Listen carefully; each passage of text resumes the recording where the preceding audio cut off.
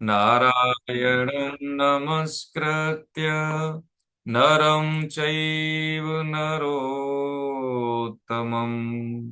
देवीं सरस्वतीं व्यासं ततो जयमुदीरये। हरे कृष्ण, हरे कृष्ण। बहुत बहुत वंदन आप सबको। आज गणतंत्र दिवस है, रिपब्लिक डे है। सबने मनाया ही होगा, कहीं ना कहीं एंगेज रहे होंगे। और आज हमने भी मनाया, ठीक है। और इस बहाने गीता की भी चर्चा, भी राष्ट्रवाद जहाँ होता है वहाँ गीता तो होती है ना। जहाँ नेशनलिज्म है, राष्ट्रवाद है, वहाँ गीता का तो बहुत बड़ा रोल होता है। और इसमें सबसे पहले तो हम सब भारतीय हैं, भारत माँ के भक्त हैं, तो सबको बहुत बहुत शुभकामनाएं, बधाई। 76वां गणतंत्र दिवस है आज। और लेकिन एक निवेदन करें आपको आगे बढ़ने से पहले कि हमारे अपने लेवल के जो लोग हैं, हम जिस उम्र में है उसमें ये सब चीजें हमें मालूम नहीं है। देखा जाए तो ऐसे होता है ना कि बहुत अच्छे बच्चे थे, पढ़े लिखे आईआईटीएन थे हमारे यहाँ। एयर ट्रैफिक कंट्रोलर जो होते हैं, और जो नेविगेशन सिस्टम जो होता है, रडार और उसको पायलट के बीच में जो एक संचार होता है, उसमें बहुत सारे एफिशिएंट एटीसीओ और टेक्नीशियंस थे उसमें। तो उसमें जब हमने आयोजित किया, उसमें कुछ हमने प्रश्नावली हमने बनाई। वो मैं इसलिए सर निवेदन कर रहा हूँ क्योंकि हम देखते हैं हमारा जो एवोल्यूशन कहाँ है, हम कहाँ पे, जो हमारा समाज होता है, समाज की तरक्की, किसी भी संबंधित समाज की, समुदाय की तरक्की, उसके अपनी मर्यादा, जो समाज जिस मर्यादा को लीड करता है उसकी जागरूकता पर निर्भर होती है, और उसकी उत्तरदायित्व, अकाउंटेबिलिटी पर निर्भर होती है। तो वो हमने आज देखा कि हम बहुत पिछड़े हुए हैं। हम आईआईटी ने हमने बहुत सारा देखा कि पढ़े लिखे लोग हैं, एमबीए पास आउट हैं अच्छे अच्छे संस्थानों से, लेकिन हमें अपने विधिक डॉक्यूमेंट के बारे में जो बेसिक चीजें वो नहीं पता है ना। तो जैसे कि मान लीजिए हमने प्रश्नावली तय की कि भाई ये गणतंत्र का डेफिनेशन क्या है, रिपब्लिक का, ठीक है, नहीं पता उनको। एक होता है फ्लैग होस्टिंग, फ्लैग अनफर्लिंग, जो दो कस्टम्स निभाई जाती है हमारी 15 अगस्त और 26 जनवरी को, जिसको हिंदी में ध्वजारोहण और उसको झंडा फहराना कहते हैं। तो ये क्या है, दोनों में अंतर क्या है, और इसको कौन, इस इवेंट को मतलब जो अंजाम देता है, हेड ऑफ द स्टेट कब करता है और हेड ऑफ द गवर्नमेंट कब करता है। छोटी छोटी सी चीजें हैं। दूसरा, जैसे कि हमारे महाकाव्य कौन कौन से हैं, तो है तो जैसे रामचरितमानस में कितने कांड हैं, गीता में कितने श्लोक हैं, अब आप तो साधक हैं, पता होगा। लेकिन हम आपको इसलिए निवेदन कर रहे हैं क्योंकि हम कितने पिछड़े हुए हैं। पेरेंट्स को नहीं पता है, उनके जैसे फैमिली भी थी, वहां पे बच्चे भी थे, उनको तो मतलब ही नहीं है। लेकिन हाँ, अपना जो सब्जेक्टिव मैटर है, हो सकता है वो पारंगत हो तभी वो वहां तक पहुंचे। लेकिन जो हमारी, जो होती है कस्टम्स हैं, परंपराएं हैं, रीति रिवाज है, जिसको हम यहाँ हमारे पूर्वजों ने, है, हम आज सांस ले रहे हैं, है, अच्छे से कर पा रहे हैं सब चीजों को स्वतंत्र रूप से। और जो एक्टिव पार्टिसिपेशन है सरकार को बनने बिगड़ने में, है, जिसको हम गणराज्य कहते हैं, जिसको हम लोकतंत्र कहते हैं, महापुरुष शहीद हो गए, उनके बारे में कुछ भी नहीं पता है ना। तो ये बड़ी मतलब लज्जाजनक बात तो देखो है ही। और ये अपने पैर पे कुल्हाड़ी मारना है। ठीक वैसे ही जैसे कि किसी पोते को अपने दादाजी के बारे में नहीं पता हो या अपने पिताजी के बारे में नहीं पता हो, वो चीजें हैं। तो वो बात अलग है कि हम जैसे इंजीनियरिंग के हैं, साइंटिस्ट हैं, डॉक्टर हैं, लेकिन एक सामान्य जानकारी हमें होनी चाहिए अपने देश के बारे में, इतिहास के बारे में, संस्कृति के बारे में। और उतनी होनी चाहिए जितनी कि एक शिक्षित व्यक्ति से अपेक्षा की जानी चाहिए, उम्मीद की जानी चाहिए, ताकि वो लगे कि हाँ ये जागरूक है। अब हम ऐसे कहते हैं नहीं नहीं हमें नहीं पता है राज्यपाल राष्ट्रपति में क्या अंतर है ना, हमें नहीं पता है। तो ये थोड़ा सा बड़ा ऑड लगा मेरे को, और मुझे तो थोड़ा सा शर्म भी आई, और मैंने कहा भी कि ये सब गैप नहीं होने चाहिए हमारे बीच में। तो गीता का साधक जो होता है, गीता का साधक का मतलब यही है कि जैसे जो दो शब्द बोलने उन पूर्वजों के लिए, जिन्होंने हमारे लिए अपने शरीर और जीवन का उत्सर्ग किया, कि विश्व गुरु विश्वेश बनाना। विश्व गुरु, हम सुनते हैं ना, भारत हमारा विश्व गुरु है। विश्व गुरु विश्वेश, विश्व में विशेष, विश्वेश बनाना अपनी जिम्मेदारी है ना। यह सुंदर परिवेश बनाना अपनी जिम्मेदारी है। और आजादी के दीवानों ने जिसका सपना देखा था, वह सपनों का देश बनाना अपनी जिम्मेदारी है ना। अभी हम हैं, तो ये हमारी जिम्मेदारी है ना। आप इंजीनियर हैं, आप डॉक्टर हैं, आप आईआईटीएन हैं, आप आईएएस हैं, आप व्यवसायी हैं, तो आप कर रहे हैं ना उस काम को, कर रहे हैं। हाँ, ये बहुत कम लोगों में होता है कि मैं देश का नागरिक हूं। जो चैप्टर 4 का 4 का जिसको बोलते हैं, संविधान का, वो पूरी इस नागरिकता पे ही है। मूल कर्तव्य, मूल अधिकार और डायरेक्टिव प्रिंसिपल, ये 3 चीज ऐसी हैं। इसके बारे में हमें काम भर की चीजें पता सबको होनी चाहिए, ठीक है। और ये कल्चर के बारे में सबको होना चाहिए, तब हम नागरिक बनेंगे। जैसे मैं इंजीनियर हूँ, अच्छा सा, मैं कर्मचारी हूँ, मैं व्यवसायी हूँ, ऐसे ही मैं देश का नागरिक हूँ, जागरूक नागरिक। अब बनती है बात है, नहीं तो बिल्कुल कोई मतलब का नहीं। अब जिस देश के हम नहीं है, जिस देश के प्रति हमारा भाव नहीं है, निष्ठा नहीं है, इंटेग्रिटी नहीं है, कोई मतलब नहीं। नौकरी में, विशेषकर सरकारी नौकरी में देखा जाए, कि आप जानते होंगे कि कोई भी राष्ट्रपति जब वो शपथ लेता है या प्राइम मिनिस्टर शपथ लेता है, तो वो एक क्या लेते हैं, वो शपथ का मतलब है गोपनीयता की, कि वो कभी भी ऐसा डॉक्यूमेंट लीक नहीं करेगा जिससे अपने देश की गरिमा को क्षति पहुंचे या संप्रभुता को क्षति पहुंचे। ऐसे ही जब हम नौकरी में जाते हैं, तो इंटरव्यू बोर्ड यही देखता है कि ये देश के प्रति, उस डिपार्टमेंट के प्रति इसकी इंटेग्रिटी क्या है। यदि उसका, जैसे कहते विजडम कम है, उसमें बुद्धिमत्ता कम है, लेकिन सत्यनिष्ठा अच्छी है, वो उपयुक्त है। जैसे गीता में क्या है, ज्ञानी नहीं है अर्जुन, ज्ञानी जैसे सवाल कहाँ किए उन्होंने, है ना, लेकिन उसमें क्या है, उपयुक्तता है। वो अच्छा शिष्य बनने की उसमें सारी क्षमताएं हैं और सारे गुण हैं, इसलिए। देखिए, हम समझ रहे हैं जीवन को, अब ऐसे गीता पढ़ के चले जाएं, उससे कोई लेना देना नहीं है ना जी, है ना। गीता क्या है कि हमारे जीवन में घटे, एक एक पग हम आगे बढ़े, है ना। और वो हमारे दैनिक जीवन में आई हुई चुनौतियों का सामना करने के लिए हमारी क्षमताओं में वृद्धि करे, तब तो ठीक है। नहीं तो गीता पढ़ ली 4 बार, लेकिन पता लगा कि जरा सी कोई प्रॉब्लम आई, समस्या आई और हम बिखर गए, तो वो फिर तो हमने ऐसे ही है कि या तो हमने क्लास ही नहीं अटेंड की, या वीडियो ऑफ करके हम कुछ और करते रहे, तो सुन लिया बस, ठीक है, तो इससे कोई फायदा नहीं होता। तो गीता क्या है, ये एक अप्लाइड ग्रंथ है, जो हमें डे टू डे लाइफ में दैनिक रूप से जैसा हम पढ़ते हैं, यदि हम समझ लें एक बार, तो वो हमें सिखाती है। व्यवहार है में हमें अध्यात्म को लाने की ये भरसक प्रयास करती है गीता। तो अभी हम पिछली क्लास में कहाँ चल रहे थे, जो हमने आज थोड़ा सा महसूस किया, वो चीज आपको शेयर की। तो मुझे लगता है कि शायद हम ऐसे होंगे नहीं, मैं तो ऐसे उम्मीद करता हूँ, जैसे गैप हमने देखे, यदि हैं तो उसको तुरंत मेकअप कर लें हम लोग, बिल्कुल। जो प्रश्नावली हमने दी है उसको नोट करें, जैसे भी करें, और उस पर काम करें।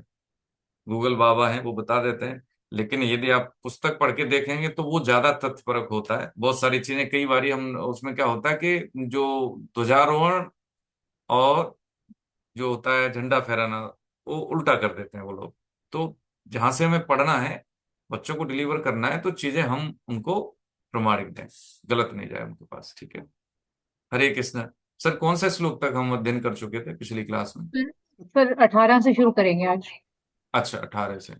तो इसमें आपने मैडम शेयर किया होगा, हाँ जी सर। इसकी बारी है, हमारी है क्या? सर 18-19 से अगर आप पढ़ दें तो। ठीक है, 18 19 हम कर दें। तो यहां तक हमने समझा था अध्याय 6 में, कि भगवान ने बताया ना कि भाई, केवल बाहरी आवरण से सन्यासी नहीं होता।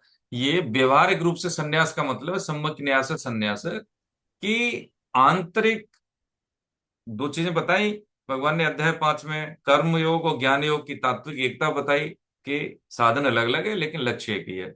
ज्ञान योग कठिन होता है, बिल्कुल बताया, लेकिन उन्होंने अनुशंसित किया क्लियर रूप से कि भैया ये आपका स्पष्ट रूप से बताया कि आप जो है कर्म योग के साधक हो, आपके लिए यही अनुशंसित है। फिर भगवान ने इसको अध्याय 6 में ये कर्मयोग, कर्मयोग की सूक्ष्मता, तात्विक एकता। अब कर्मयोग को या ज्ञान योग हो, ध्यान योग की भी बात भगवान ने बताई थी, लेकिन सधेगा कैसे, तो भगवान ने यहाँ बताया कुछ चीजें है, कि एक तो मन का निग्रह, अंतःकरण शुद्धि की बात कही। दूसरी बात बताई यहाँ पे, आहार विहार। इससे पहले बताया कि पहले हम ये देख ले, हम चाहते क्या हैं अपने आप से, अपने को जिताना चाहते हैं जीवन में, या हराना, या कोसना भाग्य के अधीन होके। तो अध्याय 6 में हमने 6.5 समझा, अपने आप अपना उद्धार करेंगे तो हम अपने मित्र हैं, और यदि हम अपने आप अपना विनाश करेंगे तो हम शत्रु हैं। तो सबसे ज्यादा नुकसान हम अपने आप को स्वयं करते हैं, ऐसी बात हमने समझी। और 17वें में 6.17 में समझा, युक्त आहार विहारस्य युक्त चेतस्य कर्मसु युक्त चेष्टस्य कर्मसु। यानी इसमें क्या है कि उपयुक्त यानी युक्ताहार विहारस्य, है ना, यथा योग्य। एक्सट्रीम पर नहीं जाना हमें कभी भी। तो एक्सट्रीम पर न जाने से क्या है कि जो हमारे लिए उपयुक्त आहार है, विहार का मतलब है हमारी जीवनचर्या, जिसमें व्यवहार भी आता है, सोना जागना बैठना बात करना, एक तरह से हम कहें कि व्यक्तित्व, ठीक है, ये सब आ जाता है। युक्त सपना वो बोधस्य है, यथायोग चेष्टा करने के बाद, यानी युक्त चेष्टा, यथायोग चेष्टा जितना हम कर सकते हैं उतना, जितनी हमारे शरीर में हमारी बुद्धि में इतना बल है उतना हमें करना है इसमें। ऐसा नहीं कि शरीर साथ नहीं देता फिर भी हम लगे रहे, तो नहीं करना चाहिए। जितना हमारे शरीर में बल है उसके अनुसार हमें अपना काम करना चाहिए। ठीक, इसमें स्लाइड आगे पीछे मूव हो गई क्या? एक सेकंड, चलिए कोई बात नहीं, बाद में कर लेंगे, है ना। तो इसमें भगवान ने बताया कि जीवन संतुलन का नाम है, एक्सट्रीम पे ले जाने का नहीं। यदि किसी का शरीर किसी कार्य के लिए अलाउ करता है, हो सकता है हमारा नहीं करे, तो हमें नहीं करना है। शरीर की अलग अलग शक्तियां होती हैं, अलग अलग सामर्थ्य होती है सबकी, तो ऐसा नहीं करना है। ये हमने 17 तक समझा था। तो ये 6.5 और 6.17 को हम दोनों को जोड़ दें, तो एक तो क्या है कि हमें अपने आप निर्णय लेना है, हमें किसी से इस बारे में अनुमोदन की जरूरत नहीं है कि हम ये करें कि नहीं करें। यदि हम किसी भी कार्य को करने के लिए जो जीवन में उपयुक्त है, हमें लगता है कि हमें बार बार जीवन तो नहीं मिलना, अवस्था तो हमारी निरंतर बढ़ रही है, तो कहीं समय ऐसे ही न चला जाए कि जो हमें परवरिश मिल रही है, जो संसाधन मिल रहे हैं, उसका बेहतर उपयोग कैसे कर सकता हूँ, और मैं अपने आप से चाहता क्या हूँ। देखिए यूथ समझ लें, हम जो भी यंग लोग हैं उनके लिए विशेषकर ये बहुत लाभकारी चीज है कि मैं जीवन में, या जैसे मैं आज 2025 है, मैं 28 में जाऊंगा, 2 या 3 साल बाद 27 में जाएंगे, तो मैं 27 में अपने आप को कहाँ कहाँ देखना चाहता हूँ, आध्यात्मिक और भौतिक दृष्टि दोनों से। और उसके लिए, उस लक्ष्य की प्राप्ति के लिए मुझे क्या क्या मेजर्स यानी मानक अपनाने होंगे। पक्की बात समझ लें इस चीज को, हाँ, क्या क्या मानक अपनाने होंगे इसमें। सोना जागना खाना पीना, शारीरिक स्वास्थ्य, संग कैसा होगा मेरा, संग में हम क्या करते हैं, मोबाइल भी है उसमें, ऐसा नहीं कि संग में केवल ह्यूमंस आ जाए, मित्र दोस्त है, नहीं नहीं, संग में मोबाइल भी है। ये मेरे पास है, और जब मैं अकेला हूं तो कैसी चीजें देखता हूँ, ज्यादातर ये क्या होता है कि ये मन जो है अधोगामी होता है, डाउनवर्ड ज्यादा जाता है ये। तो ये क्या है, ये नियमन अनुशासन हमें अपने आप को देना होगा। तो ये आत्म संयम का मतलब, इस चैप्टर की भूमिका ही यही है कि हमें अपने आप को किसी भी योग को साधने के लिए अपने आप को निखारना, उपयुक्त बनाना, पात्र बनाना, एलिजिबल बनाना, ये बात है इसमें। ठीक है, 18वां श्लोक हम समझते हैं। हरे कृष्ण। हम्म, 18वां श्लोक देखिए। यदा विनियतं चित्तम् आत्मन्येवावतिष्ठते निःस्पृहः सर्वकामेभ्यो युक्त इत्युच्यते तदा। यथा दीपो नेवातस्थो नेङ्गते सोपमा स्मृता योगिनो यत चित्तस्य युञ्जतो योगमात्मनः। कह रहे हैं वश में किया हुआ चित्त, जिस काल में, पिक्चर दिख रही है ना हमको, है ना, इसमें 7 शक्ति केंद्र हैं, इसमें एक योगी है, ये जो काला और एक में येलो साइड का है, तो ये क्या नाड़ियों का जो स्वभाव है उसके हिसाब से, एक गर्म नाड़ी है एक ठंडी नाड़ी है, और जो बीच में दिख रही है हमें लाइन एकदम सेंटर में, इसको बोलते हैं सुषुम्ना नाड़ी। और जो चक्रों के बीच में सर्पिलाकार होके जाती है और बीच में जो शक्ति केंद्र को क्रॉस करती है सर्पिलाकार होके, उनको बोलते हैं इड़ा और पिंगला। इड़ा लेफ्ट, पिंगला राइट। ठीक है, तो जब ये सुषुम्ना नाड़ी एक्टिव हो जाती है, 7 शक्ति केंद्रों को भेदती हुई जाती है, तब कहते हैं सभी शक्ति केंद्र हमारे कैसे एक्टिव हैं। ये जो योग प्रशिक्षक होते हैं, योग्य योग्य योग प्रशिक्षक के अधीन ही करना चाहिए। बाकी जो यम नियम है वो तो हमें करने ही है, क्योंकि जब तक ये शुद्ध रूप में और अनुशासित तरीके से नहीं होते तो जो ऊर्जा जो होती है ये असीमित ऊर्जा होती है। जब ऊर्जा ये एक्टिव हो जाती है, उसको पूरा चैनलाइज नहीं किया जाता सही रास्ते पे, तो साधक विक्षिप्त हो जाता है, ऐसा योगी जन कहते हैं। ठीक है। तो वश में किया हुआ चित्त जिस काल में अपने स्वरूप में स्थित हो जाता है और स्वयं संपूर्ण पदार्थों से निष्प्रह, निष्प्रह का मतलब होता है कि उपलब्ध होने पर भी उसको कोई इच्छा नहीं रहती, निष्प्रह हो जाता है, उस काल में वो योगी है, ऐसा कहा जाता है। जैसे स्पंदन रहित वायु के स्थान में स्थित दीपक की लौ चेष्टा रहित हो जाती है। जैसे हवा नहीं चल रही हो तो दीपक की लौ कैसी होती है, एकटक सीधी रहती है, लेकिन जैसे ही हवा का झोंका आता है तो वो डगमगाने लगती है। ऐसे ही जो निष्प्रह साधक है, ठीक है, उसको संसार से कुछ नहीं चाहिए, केवल केवल अपना उद्देश्य पूर्ति के लिए वो सारी घटनाएं करता है, सारे कार्य करता है। चित्त में भी एकाग्र होके या उसका कुछ चिंतन भी होता है तो सिर्फ अपने लक्ष्य प्राप्ति के लिए होता है।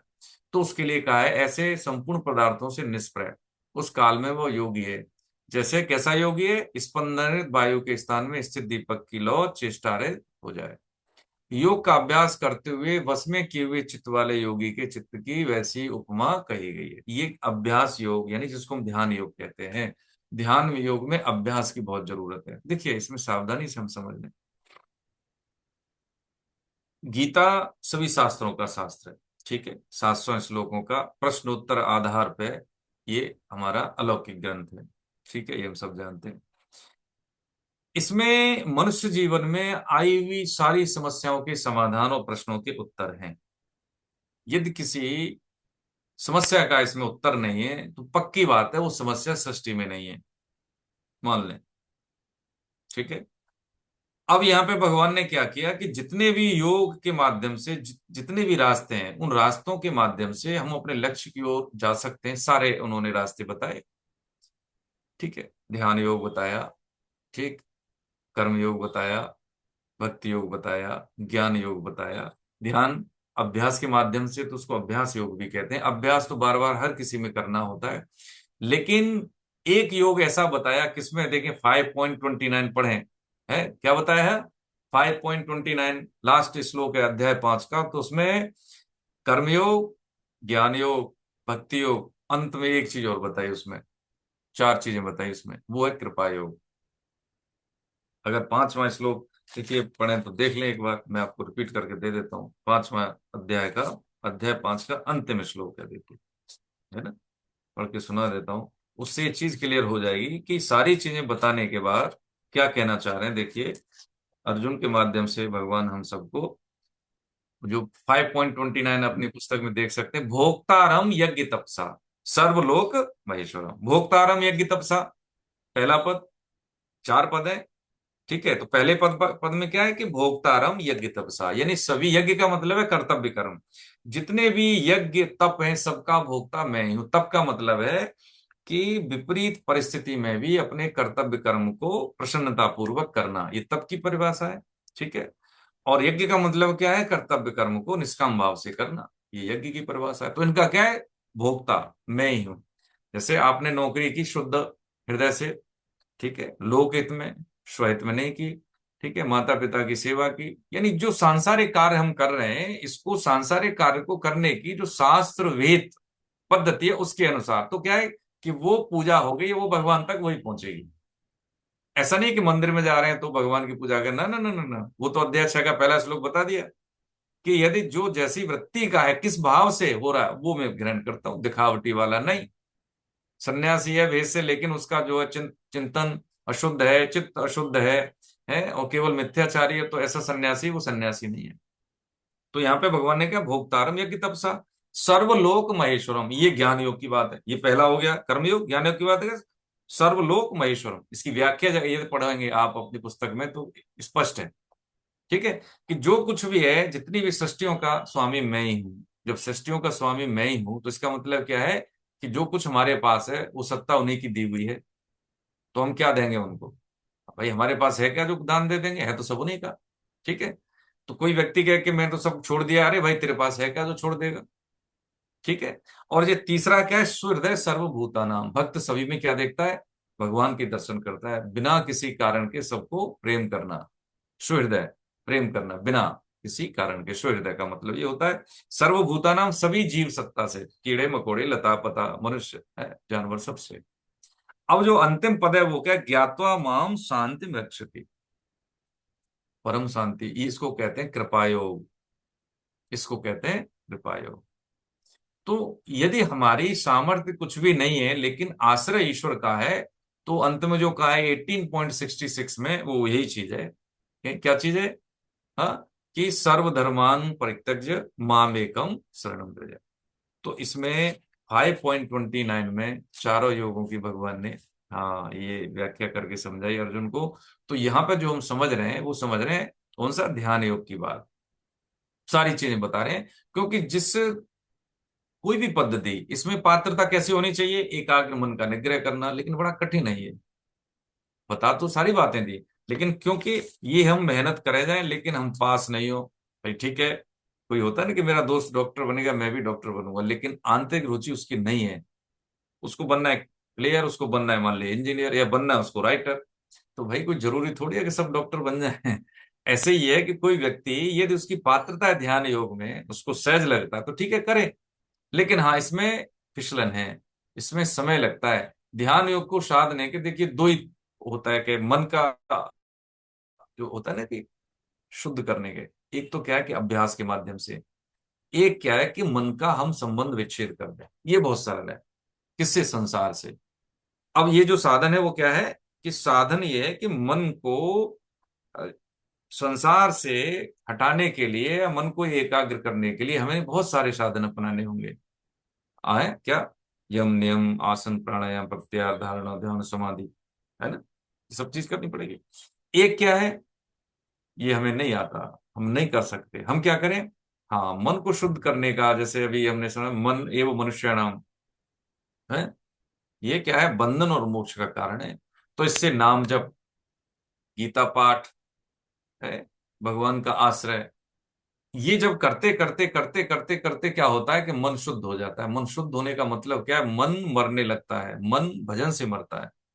और जब होता क्या है कि जैसे किसी को बीमारी है, मान लीजिए, ईश्वर न करे, किसी को शारीरिक बीमारी कि भाई इसको है डायबिटीज है तो उसको ये गोली दे दो, और इनको बीपी है तो उसको ये गोली दे दो। ऐसे ही है कि जब हमें लगता है कि माया सताती है, कई बार कभी इधर भागता है मन तो इधर भागता है, तो धीरे धीरे उसको, उसका इलाज है यदि हमारा मन खाली है तो हम क्या नाम जप कर सकते हैं डिजिटल काउंटर के द्वारा, या घर में तो कीर्तन कर सकते हैं। यानी जो जैसी परिस्थिति है वैसा ही हथियार हमें अपनाना है। होता है ना, बंदूक से दूर का शत्रु, नजदीक का है तो चाकू, होता है ना कई बार, और उसके पास कोई हथियार नहीं है तो फिर द्वंद्व युद्ध, शारीरिक लड़ाई। बस ऐसी बात समझने की है कि जो हम अपने विरोधी को परास्त करने के लिए जो जो हम रास्ते एवेन्यू अपनाते हैं, वही सारे इसमें अप्रोचेस हमें यूज करने हैं। ठीक है। तो जैसे ही हमें होता है ना कई बार अशुद्धाय का सेवन, तो शुद्धाय का सेवन करना है। दूसरा बात कि नाम जप करना है, किसी भी समय करना है। अगर मान लीजिए हम बिजी रहते हैं तो 24 घंटे में कम से कम 16 माला तो हो जाए हमारी आरंभिक। अब मान लीजिए हम शुरू कर रहे हैं तो भाई 4 से शुरू कर दें। अब तो हम छठवें अध्याय तक पहुंच गए, कम से कम 4 तो होनी चाहिए प्रभु जी। हाँ ये बढ़ाए ना, जैसे उम्र बढ़ती है बच्चे की तो भाई आधी चपाती खाएगा, फिर एक चपाती खाएगा, है एलकेजी में आएगा, फिर फर्स्ट में, ऐसे ऐसे आते हैं ना बच्चे। अरे कब तक एलकेजी में रहेंगे, अब बढ़े, हमारी माला बढ़े। हाँ समय अपने हिसाब से सेटल कर लें, कोई दिक्कत नहीं, उसमें कोई परेशानी नहीं है, लेकिन करें, आनंद मिलेगा, बहुत बढ़िया आनंद मिलेगा इससे। शरीरों का तो एक स्वभाव है भोगना, सुख बुद्धि भोग बुद्धि, लेकिन शरीर जब यदि शुद्ध हो जाए, चित्त शुद्ध हो जाए, मन शुद्ध हो जाए, तो यदि भजन हमारा सरस यानी रसयुक्त करना है तो भोजन हमें नीरस करना पड़ेगा। भोजन ज्यादा खा लेना है चटपटा खा लेना है, अशुद्ध खा लेते हैं बहुत से, ये सब चीजें नहीं। भोजन हमारा नीरस है तो भजन हमारा सरस है, भोजन हमारा सरस है तो भजन फिर नीरस, उसमें आनंद नहीं है, करके देखें कभी, है ना, आनंद आता है उसमें, अंतःकरण शुद्ध होता है। तो ये ध्यान योग ये सब चीजें अपने आप हो जाती हैं भक्त की, उसको ये सब चीजें नहीं करने की जरूरत है। एक बार वृंदावन में हम गए तो उसमें एक भगवत प्राप्त संत हैं, जब प्रेमानंद जी महाराज के पास गए उसके बाद फिर उनके पास भी गए, तो ऐसे ही कोई हमें से बोल पड़ा, महाराज ये जब हम ध्यान करते हैं, जब ये करते हैं तो चित्त इधर उधर भागता है। तो उन्होंने कहा देखो भाई, ये ध्यान व्यान हम तो कुछ आता नहीं, हमें तो राधा राधा आता है प्रभु, संकीर्तन आता है, नाम जप आता है। ये सब चीजें तो किसी के पास जाओ, हम ज्ञानी नहीं। तो हम समझ गए कि किस स्तर के हैं, है ना। तो ये चीजें क्या है कि ये शाब्दिक जो सूचना होती है वो तो इकट्ठी हो जाती है। जैसे पार्कों में बहुत से लोग करते हैं, योगा करते हैं, वो योग नहीं करते हैं। ठीक है, इधर उधर फिजिकल एक्टिविटी कर ली, फिजिकल फिटनेस होगी, ठीक है, हो सकती है। लेकिन गीता का जो ध्यान जिसको कहते हैं हम, ये योग है, ध्यान योग है, वो एक विलक्षण है। गीता का जो योग है वो शारीरिक, मानसिक और आध्यात्मिक तीनों पे चोट करता है। चोट का मतलब तीनों को एक साथ यूनिफॉर्मिटी लेके साधक को एकदम टोन अप करता है। जैसे होता है ना कि जैसे शरीर टोन अप का मतलब क्या है कि मसल्स बढ़ गई, ठीक है, लेकिन 4 दिन नहीं किया तो फिर वो ढीला हो गया शरीर, तो वो शरीर फिट नहीं है ना फिर, है ना। उम्र बढ़ने के साथ साथ हमारा जो शरीर अगर फैले तो वो मतलब लटके नहीं, हमें एक्सरसाइज करते हैं। जो फिजिकल फिटनेस वाले जो लोग होते हैं वो इस बात को समझेंगे। तो शरीर को टोन अप करने के लिए क्या है कि हम उतना ही उसको एक्सपेंस करना है मसल्स को, जितना है कि हम छोड़ दें तो वो लटके नहीं, वजन भी नहीं बढ़े। तो डाइट, एक्सरसाइज और हमारा संतुलन, मानसिकता, एकाग्रता, ये सब चीजें। तो ऐसे ही गीता का जो ध्यान योग है वो क्या करता है कि शारीरिक, मानसिक और आध्यात्मिक, ये तीनों को एक साथ लेके चलता है। तो साधक का व्यवहार कैसे होता है, संतुलित होता है, एक्सट्रीम पे नहीं होता। वो काम भर की चीजें जानता है, लेकिन भाव और आश्रय भगवान का होने के कारण उसका जो ध्यान है, हम अपने बूते मन को एकाग्र नहीं कर सकते, तो वो काम भगवान कर देते हैं। बस इतनी सी बात है। जैसे होता है ना कि पिताजी के साथ बच्चा होता है तो बाप जानता है कि इसकी क्षमता क्या है, लेकिन फिर भी कहता है नहीं मैं तो दौड़ूंगा। तो क्या कहते हैं, चल ठीक है तेरे लिए हम ऐसा स्पेशल कुछ कर देते हैं, तो थोड़ी सी कोई इवेंट होती है, चल ठीक है, अरे तू बहुत अच्छा दौड़ा, जा हार गया तो कोई बात नहीं, लेकिन दौड़ा तो सही। तो ऐसी बात है, ये साधक को रुचि लगती है, ठीक है, शौक में कर लेते हैं। एक तो होती है रुचि, एक होती है शौक। तो शौक होता है ना किसी का, तो ठीक है कुछ दूरी तक जाता है, लेकिन उस समय बर्बाद होता है। बहुत से लोग हम देखते हैं ना प्रभु जी के बहस करते हैं, बहुत सारी चीजें डिस्कस करते हैं, हम ये है, हम ऐसा करना चाहिए, ऐसे ये होता है, ठीक है, अच्छी बात है। लेकिन वो सूचना मात्र है। यदि हमें अपनी क्षमताओं का आकलन कर लिया हमने, और क्षमता का आकलन करने के बाद में अपनी रुचि का बोध हो गया मुझे, और रुचि और क्षमता के अनुसार फिर मैं अपना रास्ता चुनूंगा कि मुझे इस रास्ते पे जाना है, उसी पे हमें काम करना है। तो ये सारी चीजें अपने आप हो जाती हैं, अपने आप हो जाती है, उसके लिए अलग से कुछ करना नहीं होता। और वैसे आप जब आप इसको पढ़ेंगे भावार्थ को, तो इसमें सठ कर्म, है ना, 6 प्रक्रियाएं इसकी। और जैसे आपने अध्याय 4 में भी समझा होगा, तो इसका एकदम बहुत डिटेल में है। हम इसको पढ़ लेंगे, आप इसको देख सकते हैं। लेकिन मुख्य बात यहाँ पे हो रही है हमारी कर्मयोग की। मुख्य बात हो रही है हमारे यहाँ पे आय जो यम और नियम की। जैसे आहार विहार हमने समझे, तो ये कर्म योग को साधने के लिए हमें यम और नियम, या ज्ञान योग को साधने के लिए यम और नियम, भक्ति योग ये भी करने ही पड़ेंगे। मूल में यहाँ पे हमें जाना ही पड़ेगा, उसके बाद चीजें समझ में आने लगेंगी। क्योंकि जब सत्य बोलते हैं तो चीजें याद नहीं करनी पड़ती, तो हमारी जो कैपेसिटी है वो बढ़ती है, समझने की भी और डिलीवर करने की भी। ठीक है। तो भगवान ने यहाँ पे वो योग का अभ्यास करते हुए वश में किए हुए चित्त वाले योगी की चित्त की वैसी उपमा कही गई है, कैसी? दीपक जल रहा हो और हवा नहीं हो, स्पंदन रहित दीपक वायु के स्थान पर, उसकी लौ कैसी रहती है? हाँ, एकदम से और शॉर्ट सीधी रहती है, वो बहकती नहीं उसकी लौ। हरे कृष्ण। आगे 20वां श्लोक, 20वां 21वां कोई पढ़े प्रभु जी? हरे कृष्ण सर। हरे कृष्ण साहब, हरे कृष्ण। सर शायद अनुपम जी का कोई प्रश्न है क्या? हाँ नहीं बताइए अनुपम जी, हाँ हरे कृष्ण। इसमें हरे कृष्णा। इसमें हरे। एक राका बाका की कहानी की चर्चा आई है, हाँ, कृपया अगर आपको पता हो तो एक बार सुना दें संक्षेप में। राका बाका पति पत्नी है ना। जी। तो राका और बाका, राका बाका, तो बाका पत्नी है, राका पति है। तो ये दोनों भगवान के भक्त बड़े अकिंचन भाव में थे। तो एक बार इसमें छोटे से में समझ लेते हैं कि अर्जुन और उन्हीं का उदाहरण लेते हैं भगवान श्री कृष्ण का, कहते हैं, देखो आपके ये बहुत अकिंचन भक्त हैं, और लकड़ी बीन के लाते हैं, बेचते हैं, उसके बाद अपना घर चलाते हैं, तो आप इनकी मदद क्यों नहीं कर देते? कि हाँ बात ठीक कह रहे हो भैया अर्जुन, तुम ही करो, चलो आप चलो साथ में, हम तो करते नहीं, आपकी कृपा हुई तो आप ही करो। तो उन्होंने कहा, चलो। तो हुआ क्या कि जो हस्बैंड आगे थे, उनकी वाइफ पीछे थी। तो देखा रास्ते में उनको एक आभूषण मिला सोने का। तो उन्होंने सोचा कह रहे पीछे पत्नी आ रही है, कहीं देख के उसका मन न टिक जाए, सो मिट्टी डालने लगे उस पर। जैसे ही वो मिट्टी डाल रहे थे तभी तक वो आ गई। तो उन्होंने कहा, अरे स्वामी क्या कर रहे हैं? कह रहे कुछ नहीं, इसको पता नहीं क्या है, ये सोना था, इसको ढक रहा हूँ, किसी का होगा तो उठा लेगा। तो उन्होंने कहा कि अरे स्वामी क्या कर रहे हो, मिट्टी पे मिट्टी क्यों डाल रहे हो? तो अवाक रह गए कि मैं तो सोच रहा था ये सोना है। अब सोने किसी दूसरे की वस्तु पे ये मिट्टी समझ रही है, ये तो मेरे से भी आगे निकली। कहने का मतलब ये था, राका और बांका ये दोनों भगवान के भक्त थे। पत्नी उनसे विरक्त भाव में कई गुना आगे थी, क्योंकि उनके बोध में अभी भी वो सोना था दूसरे का, लेकिन सोने का भाव देख रहे थे, जबकि वो माता जी का देख रही थी, ये मेरा नहीं है, तो इसलिए मेरे लिए तो मिट्टी के समान है। अच्छा मिट्टी के समान है तो आप मिट्टी को मिट्टी से क्यों ढक रहे हो? चलिए, आप तो जिसको ले जाना होगा ले जाएगा। तो भगवान ने कहा, दो लो और हेल्प करो इनकी। आप कर पाओगे हेल्प? तो ये कि मैं तो नहीं कर पाया, आप कर लीजिए इनकी। तो राका और बाका ये थे। ठीक है अनुपम जी। हाँ, जी धन्यवाद। हरे एक कृष्ण। हाँ सर। सर 20 और 21 है। हम्म। यत्र उपते यत्र यत्र उपरमते चित्तं निरुद्धं योग सेवया, यत्र चैवात्मन आत्मानं पश्यन् आत्मनि तुष्यति, सुखम् आत्तिकं यत्तद्बुद्धे ग्राह्यम् इतीन्द्रियम्, वेति यत्र न चैवायं स्थित स्थितश्चलति तत्त्वतः।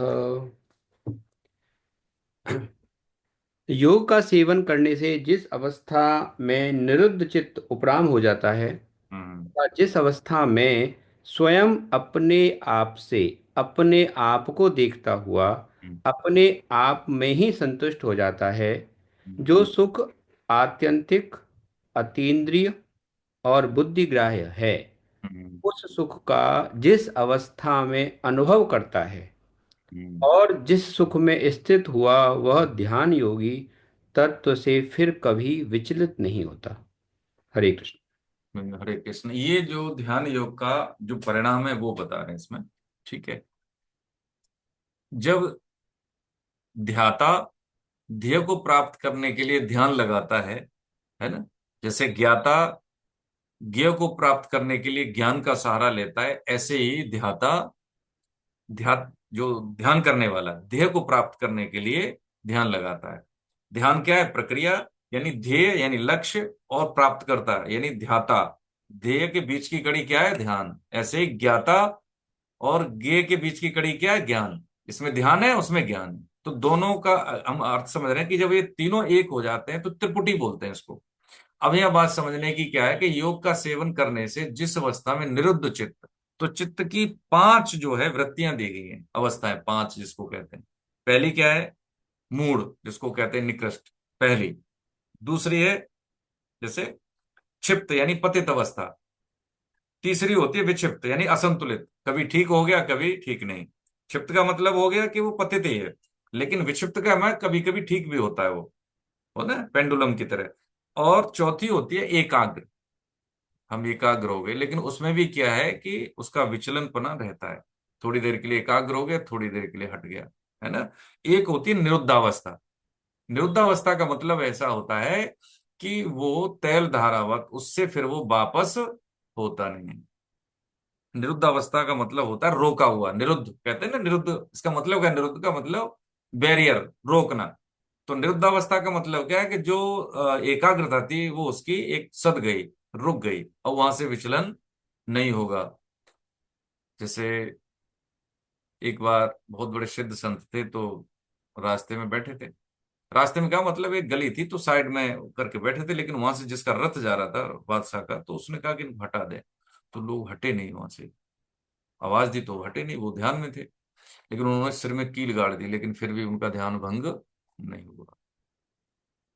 अब वो स्थिति ऐसी होती है, कोई हर आदमी तो समझता नहीं इसको, संसारी आदमी का मतलब क्या है? बिल्कुल भी मतलब नहीं है। तो जैसे हम देखते हैं कि हमारे यहाँ पे सिद्ध महात्मा जो समाधि में चले जाते हैं तो उनकी श्वास भी रुक जाती है। ठीक है। ये बहुत ऊंची बात है, उस पर क्या चर्चा करना। काम भर की बातें ये समझने की है कि निरुद्ध चित्त उपराम, उपराम का मतलब हो जाता है ये ऐसी अवस्था है उपराम कि वहां पे इंद्रियों का विषयों से संयोग नहीं रहता, उपराम। मन की तो बात अलग ही है। इंद्रियों का विषय संयोग नहीं हो पाता है। यदि छू भी रहा है या खा भी रहा है तब भी उसको उससे कोई है विचलन नहीं होगा, उससे कोई स्पंदन नहीं होगा। तो कह रहे हैं निर्द चित्त उपराम हो जाता है, चित्त वहां पे सद जाता है, रुक जाता है, इधर उधर भागता नहीं। उपराम इंद्रियां अपना उस पे कोई प्रकोप नहीं करती। ठीक है। तथा जिस अवस्था में स्वयं अपने आप से अपने आप को देखता हुआ अपने आप में ही संतुष्ट हो जाता है। ये 20वें श्लोक की व्याख्या है। अपने आप को देखता हुआ अपने आप में ही संतुष्ट हो जाता है। जैसे हमारे लिए कुर्ता ये हम पहने अलग दिख रहा है, ऐसे उसके लिए शरीर अपना अलग दिखता है। ऐसे दिखता है कि जैसे हमने हथेली पे आंवला रख लिया हो, कोई गोल वस्तु रख ली हो, चारों तरफ से हम देख रहे हो, ऐसी स्थिति की बात हो रही है इसमें। तो जो सुख आत्यंतिक अतीन्द्रिय, आत्यंतिक का मतलब अतीन्द्रिय के इंद्रियों से परे। अभी हमें सुख दुख लगता है ना, सुख भी और दुख भी हमें लगता है, हमें भोगते हैं ना उसको शरीर के द्वारा, इंद्रियों के द्वारा। हम 8 तरह से, है ना, भोग बुद्धि हमारी यानी सुख बुद्धि, या हम कहें कि भोगों को 8 तरह से, शब्द रूप रसगंध स्पर्श और मान बड़ाई आराम। 8 तरह के जितने भी सृष्टि में सुख है, जो भी भोग है, वो इन 8 से हम भोगते हैं। ये 8 के अंतर्गत आते हैं पूरी सृष्टि के भोग इसमें। और ये अतीन्द्रिय है। आतंतिक अब इसमें देखेंगे, देखिए आप इसमें जब व्याख्या में जाएंगे तो एक हाईलाइट कर देते हैं, आप देख लें पढ़ के कि आत्यंतिक सुख कोई अखंड आनंद परमानंद या भूमा, भूमा सुख, ये एक ही बात है। ठीक है। इसके लिए 3 विशेषण दिए गए। कौन कौन से विशेषण का मतलब एडजेक्टिव है, इनके द्वारा विशेषण का मतलब है इसकी विशेषता हम 3 शब्दों से समझ रहे हैं। कैसे? आत्यंतिक यानी सात्विक राजस तामस सुख से विलक्षण। आत्यंतिक यानी 3 जो होते हैं। तामस जैसे किसी को शराब पीने में अच्छा लगता है, मांस खाने में अच्छा लगता है। राजस जो होता है ना कि जैसे तीखा खट्टा हमें ऐसा लगता है। राजस होता है पौष्टिक और बढ़िया रसयुक्त, जिसको कि साधक को करना चाहिए। इनसे भी वो विलक्षण है, आतंक की डेफिनेशन। और क्या आगे कह रहे हैं? आगे कह रहे हैं अर्थात ये गुणातीत है। अतीन्द्रिय का मतलब गुणातीत यानी सत रज तम। इसमें कोई हम अनिर्वचनीय, गुणातीत का मतलब इंद्रियों से हम, अतीन्द्रिय का मतलब इंद्रियों से नहीं जान सकते। अब जो साधक, हम सब संसारी हैं, इंद्रियों से जनित हम चीजों को क्या करते हैं, इवेल्युएट करते हैं। तो पक्की बात है कि इस चीज तक हमारी पहुंच होगी नहीं, कितनी ही हम डिस्कशन कर लें, कोई भी कितना भी समझा दे, नहीं आएगा समझ में। क्योंकि जो शब्द से परे है, इंद्रियों से परे है, वो कैसे आ जाएगा अनुभव में? नहीं आएगा ना। इसलिए हमारे लिए है नहीं। ठीक है। तो कह रहे हैं उस सुख का जिस अवस्था में अनुभव करता है और जिस सुख में स्थित हुआ ध्यान योगी तत्व से फिर कभी विचलित तो नहीं होता। ये बात समझनी थी। ठीक है। तो हमने जान लिया, लेकिन अब ये हमारे लिए है नहीं, ये आपको हम यहाँ नहीं मिलाएंगे। सही बात बोल रहे हैं। ठीक है। हाँ। चलिए, हरे कृष्ण प्रभु जी। आगे 22वां 23वां मैडम किनका नंबर है? हाँ बोल। अगर किसी का कोई प्रश्न हो तो जरूर कर लें प्रभु जी, ऐसा नहीं है, हमने तो बताया आपको बिल्कुल, है ना। 22 23वां। आवाज नहीं आ रही है, थोड़ा लैपटॉप अपने पास कर एक लीजिए। मिनट। आगे से अब आ रही है। हम्म हरे कृष्ण। हरे कृष्ण मतलब हरे कृष्ण, हरे कृष्ण। आवाज नहीं आ रही आपकी, पास करो। हम्म। हाँ। आवाज नहीं आ रही है, हम्म। और थोड़ा पास हो। बहुत बात से है, ठहरो ठहरो। हाँ, आवाज नहीं आ रही। हाँ, अब बोलिए बोलिए प्रभु जी बोलिए। ठहरो, ओके। हम्म हम्म। हम्म, नहीं। हाँ बोलिए बोलिए।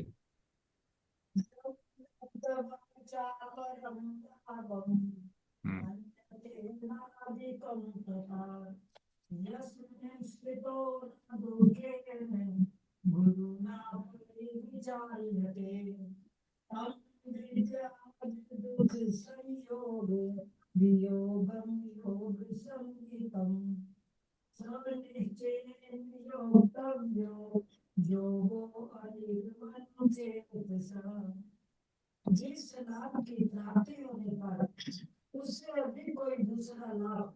हम्म और जिसमें स्थित होने पर वह बड़े भारी दुख से भी विचलित नहीं। हम्म। अगला भी पढ़िए माता जी, अगला भी पढ़िए। जिसमें दुखों के संयोग का ही वियोग है, उसी को योग नाम से जानना चाहिए।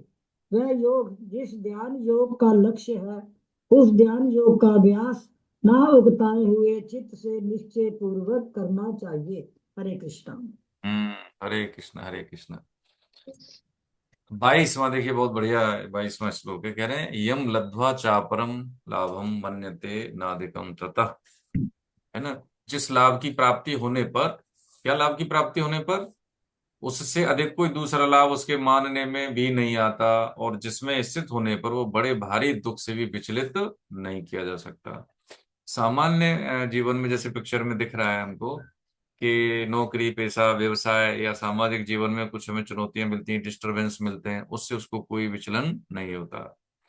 ठीक वैसे ही है जैसे होता है ना कई बार कि कोई व्यक्ति जैसे मान लीजिए श्री ई धरन साहब का उदाहरण ले लें, है ना, इंजीनियरिंग के सिरमौर हैं।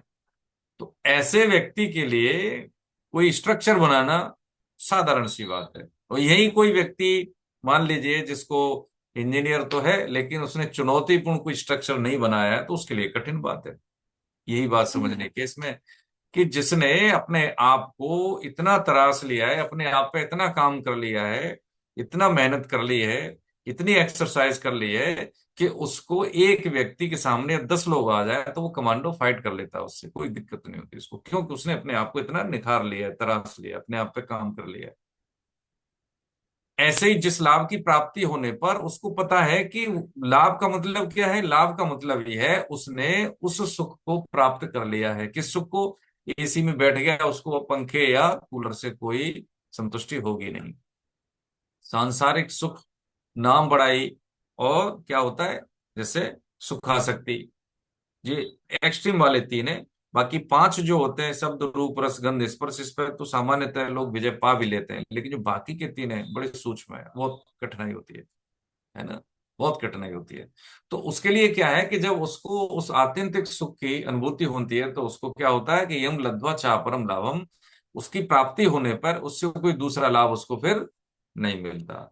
हाँ, ये भगवान का जैसे नाम कृष्ण है, कृष्ण का मतलब क्या है कि जिससे, यानी जैसे होता है ना कृष्ण का ब्लैक होल, वो ब्लैक होल का मतलब है वहां से प्रकाश का भी परावर्तन नहीं होता, यानी कि वो शक्ति ऐसी है जिसमें कि प्रकाश भी जाए तो वो भी उसको अवशोषित कर लेती है, इसलिए वो दिखाई नहीं देता, काला काला दिखाई देता है। कृष्ण का मतलब ही है आकर्षित करने वाला। ठीक है, वो तत्व तो ऐसा है, भगवत प्राप्ति ऐसी है कि सृष्टि में सबसे ज्यादा आकर्षण वही है ना, इसलिए उसको कोई भी सुख की प्राप्ति के लिए कुछ भी इच्छा नहीं रहती, और जिसमें स्थित होने पर वो बड़े भारी दुख से भी विचलित नहीं होता। कितने कष्ट हुए माता मीराबाई को, सब जानते हैं, है ना, रैदास जी को सब जानते हैं ना, कितने कष्ट दिए लोगों ने, पांडवों को सब जानते हैं ना। और आधुनिक देखें तो अभी जो मॉडर्न हिस्ट्री की बात करें तो गुरु तेग बहादुर देख लें, गुरु गोविंद सिंह देख लें, है ना। और जब पौराणिक बात करें तो जो महापुरुष हैं भगवान राम, माता सीता देख लें, जितने उनको कष्ट हुए उनका तो शायद 1-2% हम सोच भी नहीं सकते, आ जाए तो कैसे करेंगे। तो कारण क्या है? बस कारण इतना ही है जो कारण बताया उसमें, जिस लाभ की प्राप्ति जो उनको प्राप्त हो गया, उस प्राप्ति के बाद ये सब चीजें मायने नहीं रखती, उनका शरीर से ठीक इतना ही संबंध रहता है जैसे कि कपड़े का। ठीक है तो है, नहीं तो नहीं, लेकिन धर्मयुक्त आचरण हम नहीं छोड़े।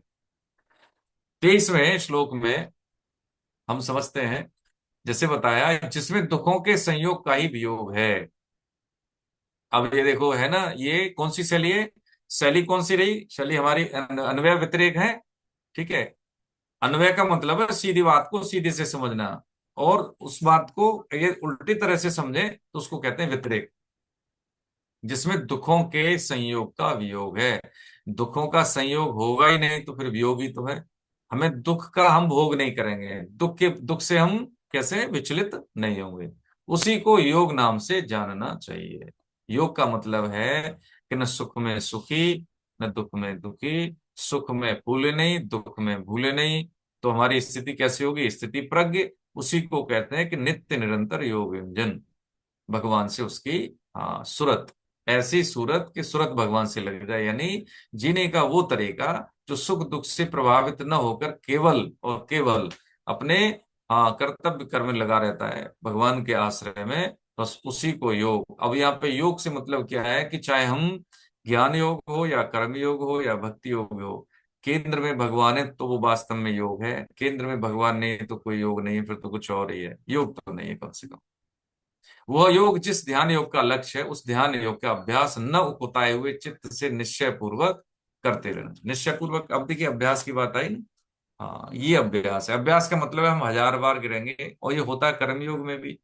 अब ऐसा नहीं एक बार हमसे गलती होगी दोबारा नहीं। जब भी हमारा जो जीवन है, हम मनुष्य बने हैं तो हम भगवत प्राप्ति के लिए, और हम कम में संतुष्ट न हो तो पंचम पुरुषार्थ क्या है?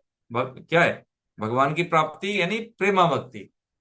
मोक्ष तो सामान्य सी बात है, मोक्ष कोई बहुत बड़ी बात नहीं है। देखिए, ये जो यज्ञ भोक्तारम यज्ञ तपसा अध्याय 5 में हमने लास्ट में श्लोक समझा था, जो सहृदय सर्वभूतानाम से ही ये छठवें अध्याय की भूमिका बनी। यानी 5वें अध्याय का अंतिम श्लोक 6वें अध्याय की भूमिका है, ऐसा मान लें। ठीक है। तो ये कर्तव्य कर्म करके ही हम शुद्ध होते हैं, अपनी शक्तियों का सृजन करते हैं, शरीर को दिव्य बनाते हैं, और आध्यात्मिक शक्तियों को अनुभव में लाने के लिए शक्ति का संचय करते हैं। शरीर शुद्ध नहीं है, चित्त शुद्ध नहीं है, तो आध्यात्मिक शक्तियां हमारा वर्ण नहीं करेंगी। यदि वर्ण हो भी गया तो हमारा शरीर झेल नहीं पाएगा, विक्षिप्त हो जाएगा शरीर, या शरीर पूरा हो जाएगा। इसलिए कभी भी किसी भी योग में जाने से पहले हम ये देख लें कि ये हमें संसार में रहना है, हम प्रवृत्ति मार्ग के, निवृत्ति मार्ग के नहीं। पहली बात, हम विद्यार्थी हैं, गृहिणी हैं, नौकरी वाले हैं, व्यवसायी हैं, तो हम क्या करें? उपदेशक की भूमिका नहीं, सेवक की भूमिका। पहली बात, जब तक हमें अनुभव नहीं होता तब तक ये बात हमें ये स्वीकार करनी होगी कि हम इस भाव से किसी के साथ वार्तालाप न करें, सत्संग में ऐसे भाव से न बैठे कि हमें ज्यादा आता है, हम बताएंगे, हम जानकारी है, नहीं, सेवक है हम, उपदेशक नहीं, सेवक की भूमिका में। पक्की बात है, नहीं तो बड़ी भूल हो जाएगी। प्रभु जी जितना भी जो साधन किया है ना, सब बर्बाद, सब खर्चिए। 100 रुपए कमाए मान लीजिए हमने आज पूरे दिन में, और वो खर्च कर दिए, तो कल के लिए नहीं काम मिला तो बस वैसी स्थिति में है। हमें नहीं पता हमारे पास क्या कितना समय है। और आज तक की आध्यात्मिक कमाई हमने क्या मान बढ़ाई में और अपने आप को स्थापित करने में खर्च कर दी। ईश्वर न करे ऐसा हो, कल शरीर नहीं रहा फिर ठन गोपाल। ये बहुत समझदारी की बात है कि कहीं पे भी मान बढ़ाई जैसी कोई चीज नहीं है।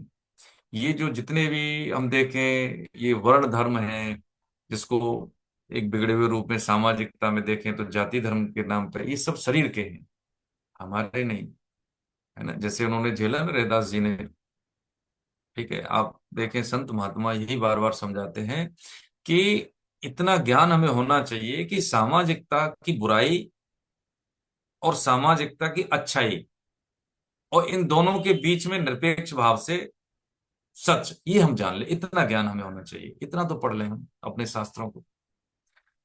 बिगड़े हुए रूप में मिलती हैं हमें चीजें, माता पिता को नहीं पता है, और जहां से पता होती है उन शिक्षकों को भी नहीं पता है, बिल्कुल नहीं पता है शिक्षकों को। देखिए हम सही बताएं, गुरुजन है ठीक है, जो भौतिक शिक्षा के लिए वो, हाँ, अनुगम्य है, लेकिन जो हमारी सामाजिक व्यवस्था है वो इतनी हमारी जो ध्वस्त कैसे हो गई, है ना।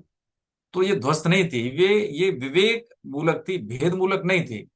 तो यहाँ पे हम ये समझ लें कि हम ज्यादा जानते हैं, हम इस कुल के हैं, कुल की श्रेष्ठता हो या ऐश्वर्य की श्रेष्ठता हो या ज्ञान की श्रेष्ठता हो, पद प्रतिष्ठा की श्रेष्ठता हो, तो समझ लीजिए पक्की बात है कि जो पुरानी फसल तो काट रहे हैं हम, अच्छा लग रहा है। हाँ देखिए प्रभु जी समझ लें इस चीज को, वर्तमान की फसल जो हम बो रहे हैं ना वो बहुत अशुद्ध है। हाँ, इससे हमारा भला होने वाला नहीं है। हमें ऐसा लगे कि नहीं सब कुछ अनुकूलता है, तो पुरानी फसल है भाई, वर्तमान में हम क्या बो रहे हैं, इनपुट क्या दे रहे हैं, वो आगे बताएगा। इसलिए गीता का साधक एक एक दिन जीता है। भजन का हमने कई बार निवेदन किया है, भजन करना, भजन का बचना और भजन का पचना, बस इतनी सी बात है। बचाएं हम, अशुद्ध आचरण नहीं करें, साधन किया है तो हमसे कोई कुसाधन न हो जाए, ये बचना हो गया। पचना, अरे हमें नोटिस कोई करे, अरे हम यहाँ आए हुए हैं, हम ज्यादा जानते हैं, हमारा सम्मान हो जाए, ये पचना है। तो कभी भी यदि हम साधन कर रहे हैं, और देखो सब करते हैं, जो सांसारिक है जो नश्वर है उसको हम बचाते भी हैं और पचाते भी हैं। हम में से कोई नहीं कहेगा हाँ कि 50 लाख का पैकेज है, कोई कहेगा? भाई कोई नहीं कहेगा। कह दे कोई। अच्छा, कोई कहेगा कि जी हमने हर महीने जो हम 5 लाख की एफडी करा देते हैं, ये हम बहुत सारा हम ये सब इन्वेस्ट करते हैं, इसका रिटर्न हमें मिलता है महीने में, क्यों कहेगा कोई? कोई नहीं कहेगा। लेकिन अध्यात्म में हम कह रहे हैं, देखो हम गीता क्लास पढ़ते हैं, गीता ये करते हैं, हम बहुत वहाँ धाम की यात्रा, हमने यहाँ सन्यासियों संतों को ये करवाया, यही सब इसी करते हैं। इसलिए अध्यात्म हमारे जीवन में घटता नहीं। और जैसे हम आध्यात्मिक थोड़े से बने और परंपरा का निर्वाह किया और थोड़ा बहुत सात्विक कार्य हुए, तो क्या है, हमारा शरीर हल्का होना होता है, बहुत अच्छा लगता है, चीजें हमें स्पष्ट दिखाई देती हैं, व्यक्तित्व प्रकाशमान होता है।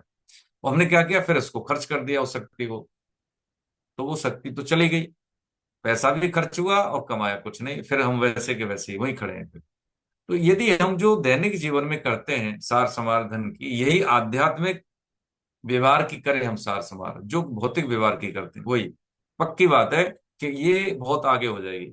उतनी कर लें, ज्यादा नहीं, हम दिखाएं नहीं, बताएं नहीं, हम चुपचाप चुप साधक की तरह करते रहे, तो ये बहुत बढ़िया है। विशेषकर जैसे कि जो हम काम करते हैं इसमें, हम जैसे भाइयों को जो हो जाता है ना कि जैसे कि हम गीता क्लास करते हैं, नहीं नहीं, हमारी थोड़ी जिम्मेदारियां ज्यादा है, टाइम से आ जाना है, कुछ चीजें है, सत्संग की चीजों को इकट्ठा कर लेना है, गीता का कोई श्लोक समझना है तो रेफरेंसेस लेके दैनिक जीवन से जोड़ के वही प्रमाणिकता के आधार पर उसको लेके बैठना है।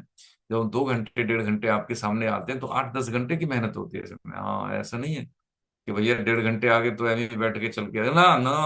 हाँ बिल्कुल, लग जाए 2 बजे रात को हमको, हाँ बजेंगे तो बजेंगे, ये एक जिम्मेदारी है ना। तो 2 घंटे की क्लास के लिए या 1.5 घंटे की क्लास के लिए जो सप्ताह में मुझे देने ही है 12-14 घंटे, 10 घंटे से भी कम लगता है कि कम है। यदि कोई सेवा मिलती है, कोई प्रश्न किसी का शंका होती है, हम सेवा में उपस्थित होते हैं तो प्रमाणिकता के आधार पर। ऐसा नहीं है कि कल कोई साधक जन हम में से और उसको कहीं पे कोट करता है, उसका सहारा लेता है समाज में कहीं पे भी, और वो अशुद्ध निकला, अप्रामाणिक निकला, तो ये हमारी, हाँ, फिर गलती होगी ना, ऐसा नहीं करना हमको। तो ये क्या है कि हम एक सेवक की भूमिका में, है ना, एक सेवक क्या है, उत्तरदायित्व वाला है कि मुझे इतने टाइम पे ही समय देना है, ऐसे देना ही है, उपदेशक की भूमिका में नहीं है। हाँ बिल्कुल नहीं, ये तो सिद्ध महात्मा है जिन्होंने तप किया है, उनको अनुभव हुआ है, उस अनुभव के आधार पे वो बोलते हैं कि मेरा ऐसा अनुभव, डंके की चोट कहते हैं ना, स्वामी जी कहते हैं सद जो परम श्रद्धेय है प्रेमानंद जी महाराज, आप सब जानते होंगे, देखो कैसे बात करते हैं गीता के आधार पर। हाँ, रेफरेंसेस लेते हैं लेकिन उत्तर उनका गीता के आधार पर होता है। बताते तो हैं, लोग जाते भी हैं, लेकिन आचरण में कितने लोग उतारते हैं आप सब जानते होंगे। इसलिए हम जब श्लोक वाइज गीता समझ रहे हैं, पढ़ रहे हैं, तो प्रेमानंद जी महाराज की बात अगर हम सुनेंगे तो पक्की बात समझ में आएगी, समझ में भी आएगी और आचरण में भी आएगी। हाँ, ये बात हम मान लें। तो जो हम सीख रहे हैं, कम से कम जो समय वापस नहीं आएगा ना, है ना, जो चीज हमें अभी सीखने को मिल रही है, अवसर मिल रहा है, उस अवसर को हम क्या कर रहे हैं, गंवा रहे हैं। उस अवसर का हमने लाभ ले लिया तो पक्की बात है कि हम उस अवसर के लाभ के कारण हमारा, हाँ, प्रमोशन होगा ही होगा आगे के ज्ञान के लिए। अभी क्या, जैसे हमने सीख लिया, जैसे 10वीं का हमने परीक्षा दे दी, हम तो ठीक, हम 11वीं भी जाएंगे। फिर क्या, धीरे धीरे धीरे धीरे जो हमारी डाइट है ना बढ़ेगी ना, जैसी डाइट बढ़ेगी वैसी वैसी फिर हमें खाना भी बढ़ेगा। और ना बच्चे को सेरेलैक देते हैं, दाल का पानी देते हैं, फिर थोड़ा सा है हल्का फुल्की माता देती है ना उसको, रोटी हल्की सी, फिर उसको पकवान भी खिलाओ या 56 भोग, फिर तो उसका जो डाइजेशन सिस्टम ठीक हो गया ना, फिर कोई दिक्कत नहीं है, फिर कुछ भी खा लेगा। बस ऐसी बात है इसको समझने की। तो कह रहे हैं उस ध्यान योग का अभ्यास बिना उकताए हुए, हाँ गिरेंगे, हाँ फिर खड़े होंगे, गिरेंगे, हाँ फिर खड़े होंगे, लेकिन बिना उकताए, है ना, योग निर्वर्ण चेतसा, निश्चय कर ले हम उसमें, है तो ऐसा निश्चय पूर्वक देखिए, याद होगा शायद हमने बता भी दिया होगा कि मुरारजी देसाई जी इंटरव्यू के लिए आईसीएस मतलब आईएएस के लिए, तो उसमें उनसे पूछा भाई तुमको क्यों रखें, अपने आप को क्यों उपयुक्त समझते हो, हम नहीं लेते, आप मेंस दे गए इंटरव्यू के लिए आगे लेकिन हमें उपयुक्त नहीं लग रहे। तो कहते ठीक है, मैं तो अपने आप को उपयुक्त मानता हूं, यहाँ तक पहुंचा हूं, आप ही ने बुलाया इंटरव्यू के लिए, पहले सबूत तो ये है। दूसरा, जो आप समस्याओं के समाधान के लिए कुछ आपने प्रश्न किए, तो अपना बेस्ट दिया मैंने उसको सुधारने के लिए, समस्या के निस्तारण के लिए। लेकिन हाँ, यदि मुझे आप सेलेक्ट नहीं करेंगे तो एक दरवाजा बंद है तो हजारों खुले हैं। सृष्टि मेरे लिए बनी है, इम्प्रूव के लिए बनी है, मैं यहाँ नहीं करूंगा, कहीं और करूंगा, बेस्ट करूंगा। आईएएस का पद मेरे लिए है, मैं आईएएस के लिए नहीं बनाऊं, तो हो सकता है बेटर करूंगा, और वास्तव में वो पीएम भी बने फिर बाद में, जानते हैं हम सभी। तो कहने का मतलब क्या है, चित्त से निश्चय पूर्वक, जो ये वर्ड है ना, ये बात ये है कि ये गीता क्या है कि हमारे व्यक्तिगत जीवन के लिए है। मेरा रोल क्या है, मैं अपने आप से क्या उम्मीद करता हूँ, मैं अपने आप को कैसे, मतलब अपने आप पे वक्त दूं, अपने आप की ग्रूमिंग करूं, वैल्यू एडिशन करूं, इस चीज पे काम करता है गीता, है ना। तो ये भगवान ने हमें कुछ चीजें बताई, अभ्यास की भी बताई, ज्ञान की भी बताई, कर्म की भी बताई। मूल में इस अध्याय में बताया कि कोई भी योग और साधना है क्षमता रुचि के अनुसार, तो उसके लिए खान पान, उसके लिए चिंतन, उसके लिए निश्चय। खान पान आहार विहार का मतलब संग कैसे लोगों का करना चाहिए, हाँ ये बहुत जरूरी है। नहीं तो संग से व्यक्ति, हाँ, प्रभावित होता है, ये पक्की बात है। आज के दौर में जब 2000 के बाद की जितनी जनरेशन हुई है वो रेडीमेड जनरेशन है। वो देखिए, अच्छी पुस्तकें, संग की बात समझ रहे हैं हम, और अच्छे लोग जल्दी समझ में नहीं आते, समय लगता है, बहुत दूर तक जाना पड़ता है ये जानने के लिए कि करीब कौन था। समझ रहे हैं हम इस चीज को, हाँ ये है। तो इसमें यह नहीं कि भाई कि दैनिक जीवन में होता है ना कि जैसे कई बार ये जो हमारा जीवन जिसके साथ निर्भर है, बहुत जल्दी हम आई लव यू बोल देते हैं, ऐसे बोल देते हैं ना, माता पिता को कहते हैं कि हाँ ये हमें ये पसंद है। तो देखिए वो रिस्क है, वो रिस्क है। जो हमारी कुल की परंपरा है, 20-25 साल माँ बाप पाल पोस के बड़ा करते हैं, किसी लायक बनाते हैं, हम इतना भी समय नहीं देते उनको कि हमारे जीवन में उनका हस्तक्षेप हो। पूरे जीवन जो हमारे साथ रहने वाला है या रहने वाली है, क्या मेरे लिए उपयुक्त है, कौन बेहतर बताएगा? वो बेहतर बताएंगे जो हमें बचपन से हमारे स्वभाव को, हमारी आदतों को जानते हैं। हम आर्टिफिशियल रहते हैं उसके सामने, पहली बार जब हम जाते हैं कि मैं ये करता हूं या मैं ये करती हूँ, बिल्कुल कृत्रिम, बनावटी व्यवहार। लेकिन जब परंपरा के साथ जाते हैं तो घर परिवार मिलते हैं, परंपराएं मिलती हैं, एक दूसरे को जानते हैं, और उनकी पार की नजर देखते हैं कि ये मेरे बेटे के योग्य वर है कि नहीं, मेरे बेटे के लिए योग्य कन्या है कि नहीं। उसके बाद देखिए जिंदगी कितनी सरल बनती है। वो विवाह जब संपन्न होता है तो देवता लोग आते हैं आशीर्वाद देने के लिए, प्रभु, हाँ। अब उसमें हम क्या करते हैं कि पता नहीं खान पान अशुद्ध, मांस शराब का सेवन, अरे बताइए, पूछे माता पिता को कि जो कुछ रस्में होती हैं, हल्दी की रस्में हैं, जो गांठ बंधन होता है, इसका मतलब क्या होता है, वैज्ञानिक और आध्यात्मिक कारण होते हैं इसके, है ना, इस चीज को हम जान लें। तो जीवन के जो आरंभिक काल में ये जो विवाह हमारा जो होता है, विवाह संस्कार 15वां संस्कार है, उसके बाद एक ही संस्कार बचता है, 16वां, जिसको अंतिम संस्कार कहते हैं। तो यदि ये संस्कार हमारा ठीक हो गया 15वां, तो हमारे परिवार में जो संतान आएगी, उपासना युक्त जब संयोग होता है तो संतान हमारी ठीक आएगी। इसमें होगा क्या, हमारी परवरिश हमारी आय के अनुसार, है ना, बच्चों की पालन पोषण की व्यवस्था, वो सब अपने आप ठीक हो जाएगी। जब सारे अंकों का जोड़ ठीक ठाक हुआ है तो उत्तर ठीक आएगा। अब 2 की जगह पर जोड़ दे 5, तो कभी उत्तर सही नहीं आएगा। इसलिए इस बात को ठहर के समझ लें, सुलझ के समझ लें, भाग के नहीं, दौड़े नहीं, केवल शांति से आराम से समझ लें इसको। क्योंकि थोड़ा सा होश से सोचा हुआ विचार, उस पर किया हुआ, हाँ, चाहे हम दौड़ लें या पैदल चल लें तो कहीं पहुंचेंगे। दौड़ते रहे बेहोशी से तो कहीं नहीं पहुंचने वाले, हाँ, हाँफते ही रहेंगे। हाँफने वाला व्यक्ति सांस नहीं लेता है, फिर वो कष्ट ही रहता है उसको, है, विचलन की अवस्था रहती है उसकी। तो ये भगवान ने शांति से बातें समझाई अर्जुन को कि देखो मौका यही मिल रहा है आपको, फिर तो आप लड़ोगे। मौका अभी मिल रहा है हमें गीता पढ़ने का, प्रभु कृपा से किसी भी रूप में, ये पक्की बात है, जिम्मेदारी हमें अच्छी मिलने वाली है। हम नहीं कह रहे भगवान के आश्रय में, हम कह रहे हैं देखो जी, यदि हमने अपने आप की ग्रूमिंग कर ली, वैल्यू एडिशन कर लिया, तो पक्की बात है इस देश में जिम्मेदारी हमें अच्छी मिलेगी, हाँ बढ़िया वाली मिलेगी, निभाने वाली मिलेगी।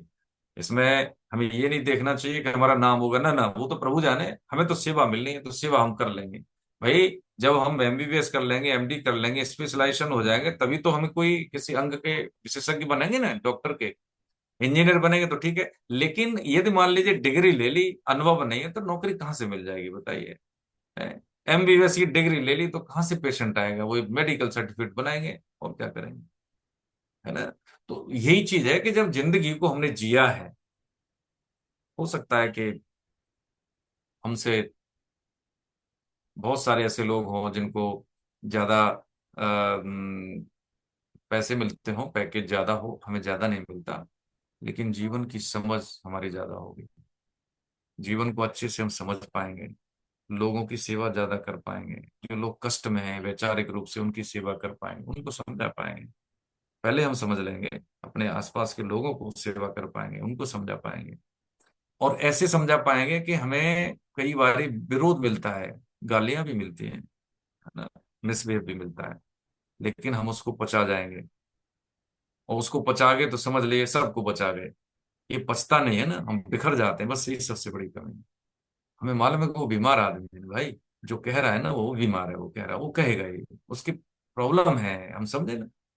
दर्द हो रहा है उसको तो चिल्लाएगा वो। अब हम कहे तू क्यों चिल्ला रहा है, अरे भाई उसको दर्द हो रहा है, ये बात जान लें। तो ऐसे ही कोई व्यक्ति दुर्व्यवहार करता है, अपना संतुलन खो के व्यवहार करता है, तो पक्की बात है वो बीमार है। ऐसे लोगों की सेवा करनी, तो इसलिए गीता का मौका मिला है ना प्रभु पढ़ने का। तो इसमें ऊबे नहीं, अभ्यास न उकताए हुए समझ लें। अब ये होता है ना कई बार अच्छा लग रहा है, अरे बहुत बढ़िया बातें बातें हो रही हैं, अब जैसी थोड़ा सा गंभीरता आई, आएगी गंभीरता, और पक्की बातों में लोग टिकते नहीं। अब देखो कितने लोग टिक रहे हैं, 50 लोग हैं बुरे लगते हैं, आदरणीय कुलदीप साहब है ना, कितने लोग हैं हम देख लें। हमें जिंदगी में मजा चाहिए, हर जगह चाहिए, इंद्रिय सुख चाहिए, हर अध्यात्म में इंद्रिय सुख चाहिए। अब बताइए जो है ही नहीं वहां पे कहाँ से मिल जाए वो। तो जीवन में हम आए किस लिए ये हमें पता नहीं है क्या करें ये मालूम नहीं है, क्यों करें ये पता नहीं है ऐसे ही दौड़े जा रहे हैं, आगे ठोकर लगेगी गिर जाएंगे, हमें नहीं पता आगे अंधेरा है क्या है नहीं पता, लेकिन फिर भी स्पीड ज्यादा है। तो ऐसी स्थिति में हम सभी लोग, तो गीता का साधक क्या है, होश पूर्वक जीवन जीता है, जोश के साथ और होश के साथ, तो पहुंचता भी है वो कहीं ना कहीं। हो सकता है स्पीड कम हो लेकिन पहुंचेगा जरूर है। जहां तुम पहुंचे छलांगे लगाकर, है, वहां हम भी पहुंचे मगर धीरे धीरे। कोई बात नहीं, क्षमता हमारी इतनी तो ऐसे चलेंगे लेकिन पहुंचेंगे जरूर, है ना, इतनी सी बात है, आगे चले। हाँ प्रभु जी, आगे। 24 और 25, 26 तीनों एक साथ पढ़ दीजिए तो। हरे कृष्ण सर। हरे कृष्ण। संकल्प पर्वान कामम हम्म त्यक्त्वा हम्म सर्वान् श्रेष्ठः हम्म मन सेवेन्द्रियग्रामं विनियम्य सम्मतः हम्म शनैः शनैः रूपमेव बुद्धया धृति गृहीत्या आत्मसंस्तत्नं मनः कृत्वा न किंचिदपि चिन्तयेत् यतो यतो निश्चरति मन चञ्चलस्थितिं ततस्ततो नियम्येत् तदात्मे तदात्मन्येव वंशम नयेत। संकल्प से उत्पन्न होने वाली संपूर्ण कामनाओं का सर्वथा त्याग करके और मन से ही इंद्रिय समूह को सभी ओर से हटाकर धैर्य युक्त बुद्धि के द्वारा संसार से धीरे धीरे उपराम हो जाए और मन बुद्धि को परमात्मा स्वरूप में सम्यक प्रकार से स्थापन करके फिर कुछ भी चिंतन न करे। यह अस्थिर और चंचल मन जहां जहां विचरण करता है वहां वहां से हटाकर इसको एक परमात्मा में ही भली भांति लगाए। हरे कृष्णा सर। हरे कृष्ण। और इसमें 24 25 में देखिए, इसमें उपरति एक होती है जैसे हमने समझा उपराम, उपरति होती है त्याग से भी आगे की अवस्था, उसका वर्णन ध्यान योग का ही भगवान बता रहे हैं।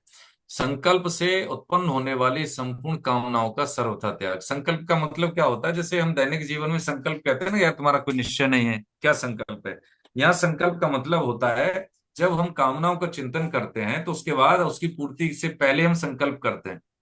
तो संकल्प से उत्पन्न होने वाली कामनाओं, संपूर्ण कामनाओं का सर्वथा त्याग करके मन से ही इंद्रिय समूह को, इंद्रिय समूह कितनी है हमारी, 5 है ना इंद्रिय सेंस 5, सभी ओर से हटाकर। अब देखिए ये काम ऐसा तो है नहीं कि सब ओर से हट जाएंगी, नहीं हटेंगी, इतनी आसानी से थोड़ी होता है ना। कि जैसे हमें जो देखना चाहते हैं हमें नहीं देखना, हमें दर्शन करने भगवान के संतों के या विग्रह के, हम सुनेंगे कीर्तनी, ऐसा भी नहीं है ना। तो ये क्या है कि संकल्प से उत्पन्न होने वाली संपूर्ण कामनाओं का सर्वथा त्याग, ये एक ऐसा चीज है, ये प्रेशर वाली दबाव वाली चीज है, इतनी आसानी से नहीं होता ये कष्टकारी चीजें हैं। हमें समझ रहे हैं ध्यान योग और ध्यान योग की पात्रता। पहली बात तो यह है कि जैसे हम कहें कि रजिस्ट्रेशन गीता का करा लिया लेकिन हम रेगुलर नहीं है, दिख रहा है ना हमारी कमिटमेंट हम देख रहे हैं। ऐसे ही हम सोचते हैं कि सुबह हमें 5 बजे तो जगना ही है, सूर्य रख देना है, लेकिन हमारी कुछ और मान्यता है। कभी कभी होता है कि भाई ठीक है कि हम शाम को नहीं खाएंगे, लेकिन अच्छा खाना बनाए तो खा लेंगे हम। तो क्या है कि हम अभी भी इंद्रियों के मन के अधीन हैं, पहली बात। तो संकल्प से उत्पन्न होने वाली संपूर्ण कामनाओं का सर्वथा त्याग करके मन से ही इंद्रिय समूह को सभी ओर से हटा लिया, है ना। मन से ही, मन से मतलब क्या है कि जब इंद्रियों का संयोग मन से होता है तभी हम भोग भोगते हैं, होता है ना। जैसे मान लीजिए अभी हम कहें कि भाई, है ना, मुकेश जी का भाई रसगुल्ला ज्यादा खाते हैं, मुझे नहीं पता लेकिन मैंने मान लिया है रसगुल्ला ज्यादा खाते हैं। और रसगुल्ला इनको दे दिया, ठीक है, रसगुल्ला दे दिया, और रसगुल्ला देने के बाद में इन्हें कहा भाई रसगुल्ला खाओ। लेकिन आपने रसगुल्ला यदि खाते खाते दाएं बाएं भी देख भी लिया, है ना, तो हम आपको पीछे से वार कर देंगे। वार करने का मतलब कोई आपको आघात कर दिया जाएगा। केवल रसगुल्ले को ही देखना है, इधर उधर बिल्कुल भी नहीं, क्योंकि सेंसर ऐसे लगे जरा से भी नजर हुई तो हमें पता लग जाएगा और आप पे अटैक हो जाएगा। तो ये रसगुल्ला खाएंगे तो सही, लेकिन रसगुल्ला का टेस्ट ही नहीं ले पाएंगे, क्योंकि मन उनका कहा कि इधर देखो, रसगुल्ले पे नहीं, केवल ध्यान हुआ देखने पे है। तो ऐसे ही क्या है कि खाया तो जरूर, लेकिन खाते हुए मन का संयोग पूरी तरह से उस रसना से नहीं रहा इनका, तो खाते हुए नहीं खाया। तो अब क्या है कि मन का डिस्कनेक्शन हो गया इंद्रिय से। और लेकिन क्या है कि खाने को दे दिया तो दबा के खींचेंगे, 4 के 8 खा जाएंगे वो तो मिलेगी ना मन की चीज। तो क्या है कि मन का पूरा पूरा स्वच्छंद संयोग मिल गया, किसके साथ, इंद्रिय के साथ, बस इतनी सी बात है। तो कह रहे हैं मन से इंद्रिय समूह को सभी ओर से हटा लें मन के द्वारा, ये हो गया मन का निग्रह। ठीक है, तो क्या है कि हम देखते हुए भी नहीं देखेंगे, है ना। संयोग जैसे किस कोई आवाज दे रहा है और ध्यान उसका कहीं और है, तो कान में साउंड तो गई, लेकिन उसने क्या कहा ये हम समझ नहीं पाए। तो ऐसे ही जो सेंस है, सुनने वाला कान है, शब्द वाला, वो मन का संयोग न होने से, साउंड तो आई कान में, लेकिन वो मन का संयोग न होने से मैं उसको एवेल्युएट नहीं कर पाया, क्या बोला मैं समझ नहीं पाया, बस इतनी सी बात है। तो कह रहे हैं कि मन से इंद्रिय समूह को सब ओर से हटा ले भाई। और धैर्य युक्त, अब देखो पेशेंस की बात करें, उतावला सुबावला, धैर्य युक्त कैसे होना चाहिए, बुद्धि के द्वारा संसार से धीरे धीरे उपराम, धीरे हड़बड़ी में नहीं। जैसे नारद जी ने बोला, देखो महाराज, हाँ हमने जीत लिया है काम को, तो चले गए भगवान शिव के पास, उनके महाराज मुझे तो बोल दिया, उसको छलिया को मत बोल दे। उनके देखो जल गए, हम बोलेंगे बिल्कुल जाके, अब तुम बताओ, हम नहीं बोलेंगे, बोला जाके तो क्या गति भी हम सब जानते हैं। तो ऐसे ही यदि कोई चीज हमसे हो रही है तो देखिए भगवान के द्वारा ही हो रही है, ईश्वर के आश्रय में हो रही है, हमें कोई बल नहीं, है ना। तो मन यानी बुद्धि को परमात्म स्वरूप में सम्यक प्रकार से स्थापन करके फिर कुछ भी चिंतन न करे। यह अस्थिर और चंचल बल जहां जहां विचरण करता है वहां वहां से हटाकर इसको एक, हाँ कहाँ पे लगा दे, भगवान में लगा दे जहां मन जा रहा है। जैसे मान लीजिए हम छोटी सी बात और बहुत नीचे लेवल की बात हम करें, जो संतों ने बताई है वही, कि जैसे एक व्यक्ति था, काम है नार प्यार जिम, लोभ है जिम फिर दाम, तिमिर रघुरान निरंतर है, प्रिय लागे मोरा। गोस्वामी जी महाराज ने कितनी बात कही कि यदि हमें भगवत प्राप्ति, ईश्वर की प्राप्ति, भगवान का नाम विग्रह जिसमें हमारी है, जो रुचि है, इष्ट जो भी है, उनमें ऐसी रुचि हो जाए जैसे कि कामी को स्त्री चिंतन और लोभी को धन का चिंतन, ऐसे ही मुझे भगवान प्यारे लगे। आप समझ गए कितनी नीचे स्तर की बात की गोस्वामी जी महाराज ने। हाँ, वहां कह रहे हैं कि यदि कोई मान लीजिए कोई चीज हमें अच्छी लग रही है, तो वहां पे हम ईश्वर के दर्शन करना शुरू कर दे, जो हमारी इष्ट है, नाम के दर्शन शुरू करना शुरू कर दे। धीरे धीरे क्या है कि मन मरता है। देखिए नाम का काम क्या है, नाम का काम यह है कि मन लगे न लगे, नाम जब करते हैं तो फिर इसका परिणाम क्या होता है, नाम में रुचि। अब जैसे गीता में रुचि, आप बैठे ना, है, मैंने देखा है आप में से मुकेश जी हो या जैसे मैडम भारती जी हैं, कि जाएंगी देश में रहेंगी या नहीं रहेंगी, लेकिन फिर भी ये अपना काम करते रहती हैं। ठीक है, मुझे कई बार पता होता है, नहीं पता होता है। तो ये क्या है कि जिम्मेदारी हमें घर की भी है, नौकरी की भी है, परिवार की भी है, लेकिन फिर भी हम इसको कर रहे हैं क्योंकि मेरी इसमें रुचि है। शौक नहीं है ये, रुचि और शौक में यही फर्क है। रुचि का मतलब होता है कि हम कितने व्यस्तों में समय निकाल लेंगे उसके लिए। शौक वाला आदमी क्या करता है, वो शौक वाला आदमी नियमित नहीं होता, वो तो क्या है कि ठीक है शौक है, आगे ठीक है नहीं आए तो कोई बात नहीं। रुचि ही आगे हमें लेके जाती है।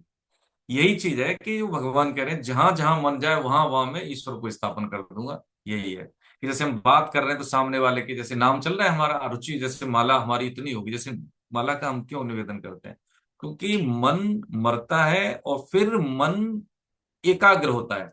हम देख रहे हैं आपकी तरफ, जैसे सिद्ध जन कहते हैं, साधक जन कहते हैं, जो नाम जापक हैं, कि सामने ठीक है, लेकिन अब वो अपना नाम देखेंगे, राम लिखा है, जैसे हम राम जपते हैं तो साधक राम देखेगा। ठीक है, वो ये नहीं देखेगा कि बाबू जी को देख रहे हैं, हम कुलदीप साहब को देख रहे हैं, उनके माथे पे राम लिखा है, बात कर रहे हैं, हाँ ठीक है, नाम भी चल रहा है। ये स्थिति है।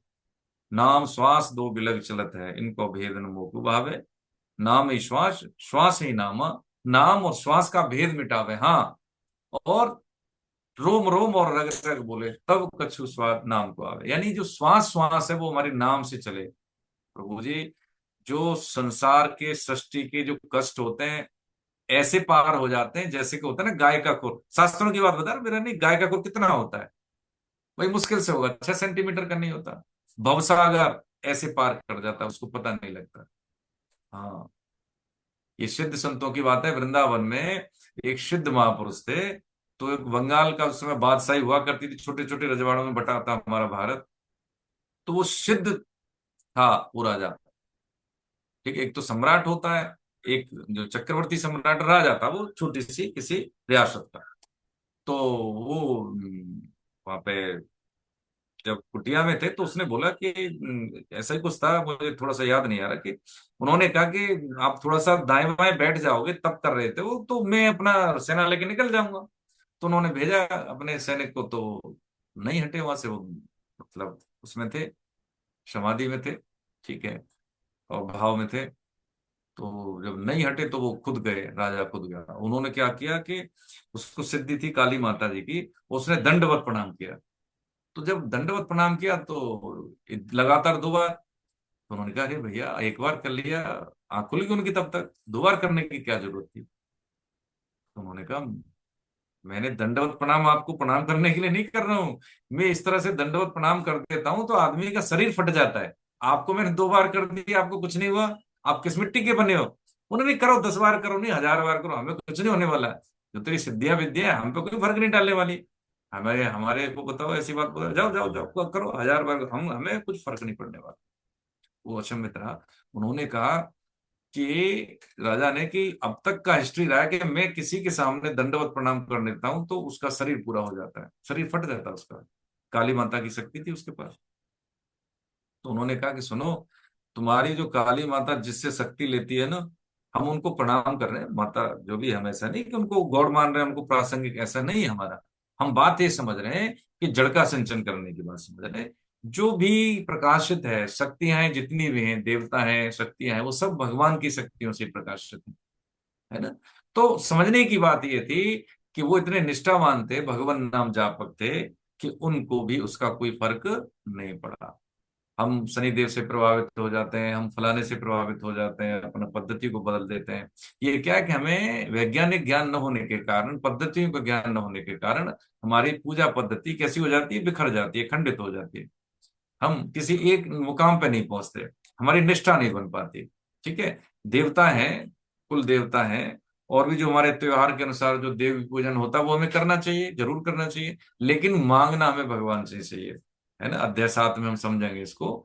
ऐसा नहीं कि हमारी जो जैसी जैसी स्थिति के अनुसार, आवश्यकताओं के अनुसार हमारी जो इष्ट बदल जाए, वो ठीक नहीं, वो दोषपूर्ण है। ठीक है, पूजा पद्धति हम सबको सम्मान करना, पूजा करना, लेकिन हमारी निष्ठा एक ईश्वर में होना चाहिए। है ना।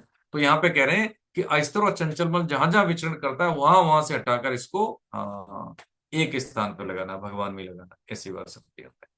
तो ये ध्यान योग की बात भगवान बता रहे हैं हमें, कि सम्यक प्रकार से, है ना, ये परमात्म स्वरूप में सम्यक प्रकार से स्थापन करके, सम्यक पूरा, सम्यक का मतलब क्या है, पूरा, पूरा मन से, इंद्रियों से, एक निश्चयात्मक बुद्धि से, जितने भी हमारे प्रयास होंगे सब एक ही दिशा में होंगे। ठीक है, हरे कृष्ण प्रभु जी। इसमें आज कितने, 26, हम 30 तक ले लेते हैं, उसके बाद हम कंक्लूड कर देते हैं। ठीक है, हरे कृष्ण। आगे। हरे कृष्णा। हाँ प्रभु जी, हरे कृष्ण, वंदन। हाँ, हरे कृष्णा। हाँ।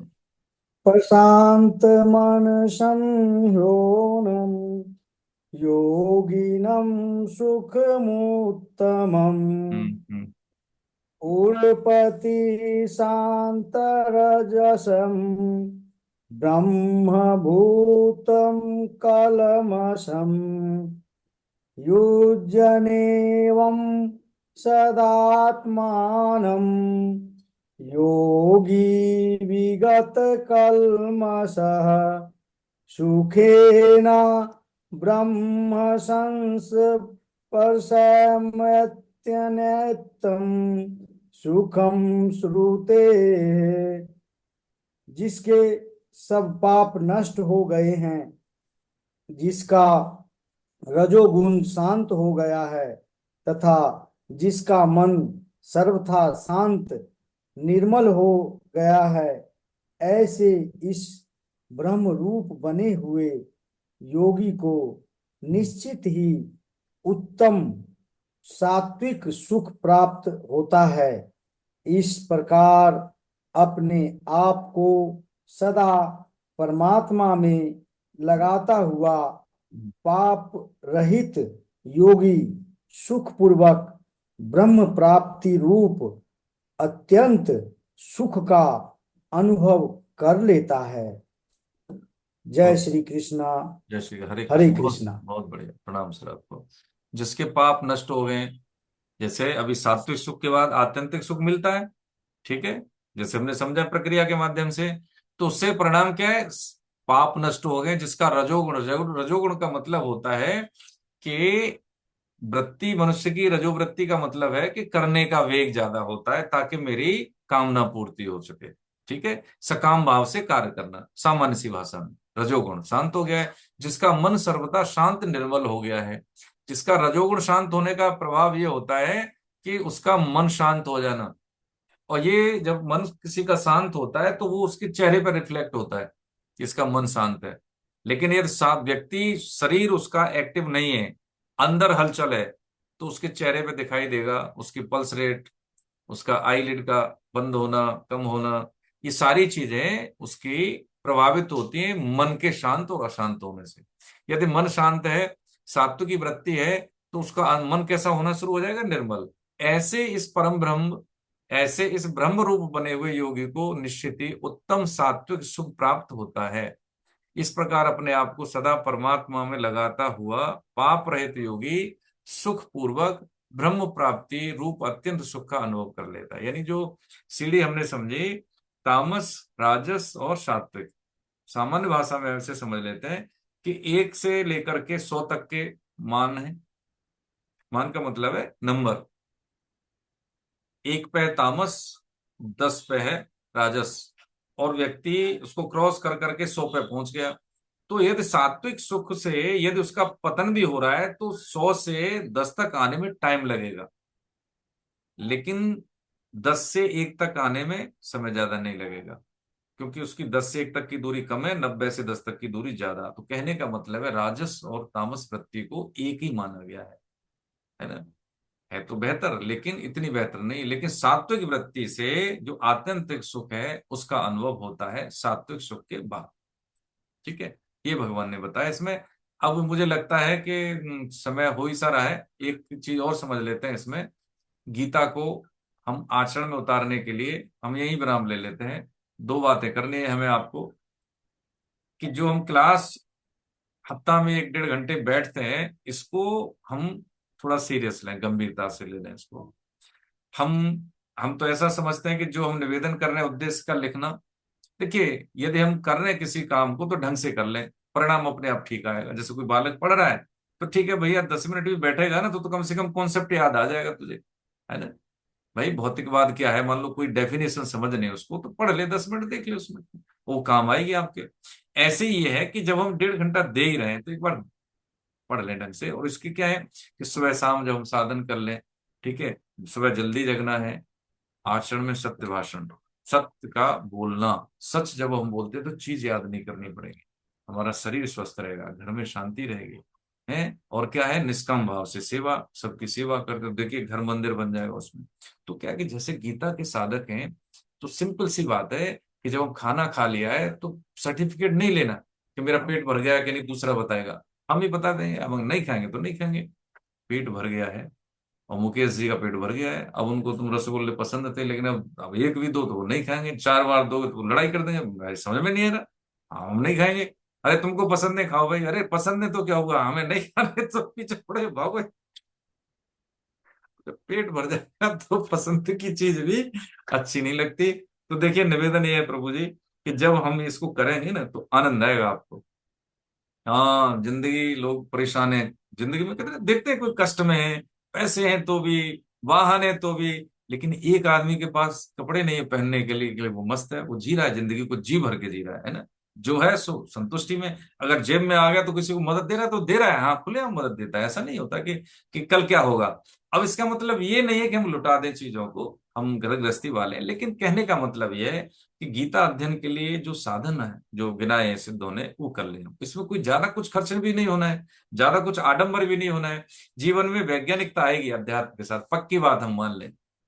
जब हम नहाने के बाद सूर्य अर्घ देते हैं, करके देख लेना प्रभु जी, जब शरीर भीगा होता है तो उसका जो रिसीव करने की शक्ति होती है वो ज्यादा होती है। तो हमारे पूर्वज का है, जैसे स्नान करके सूर्य अर्घ देना, है ना।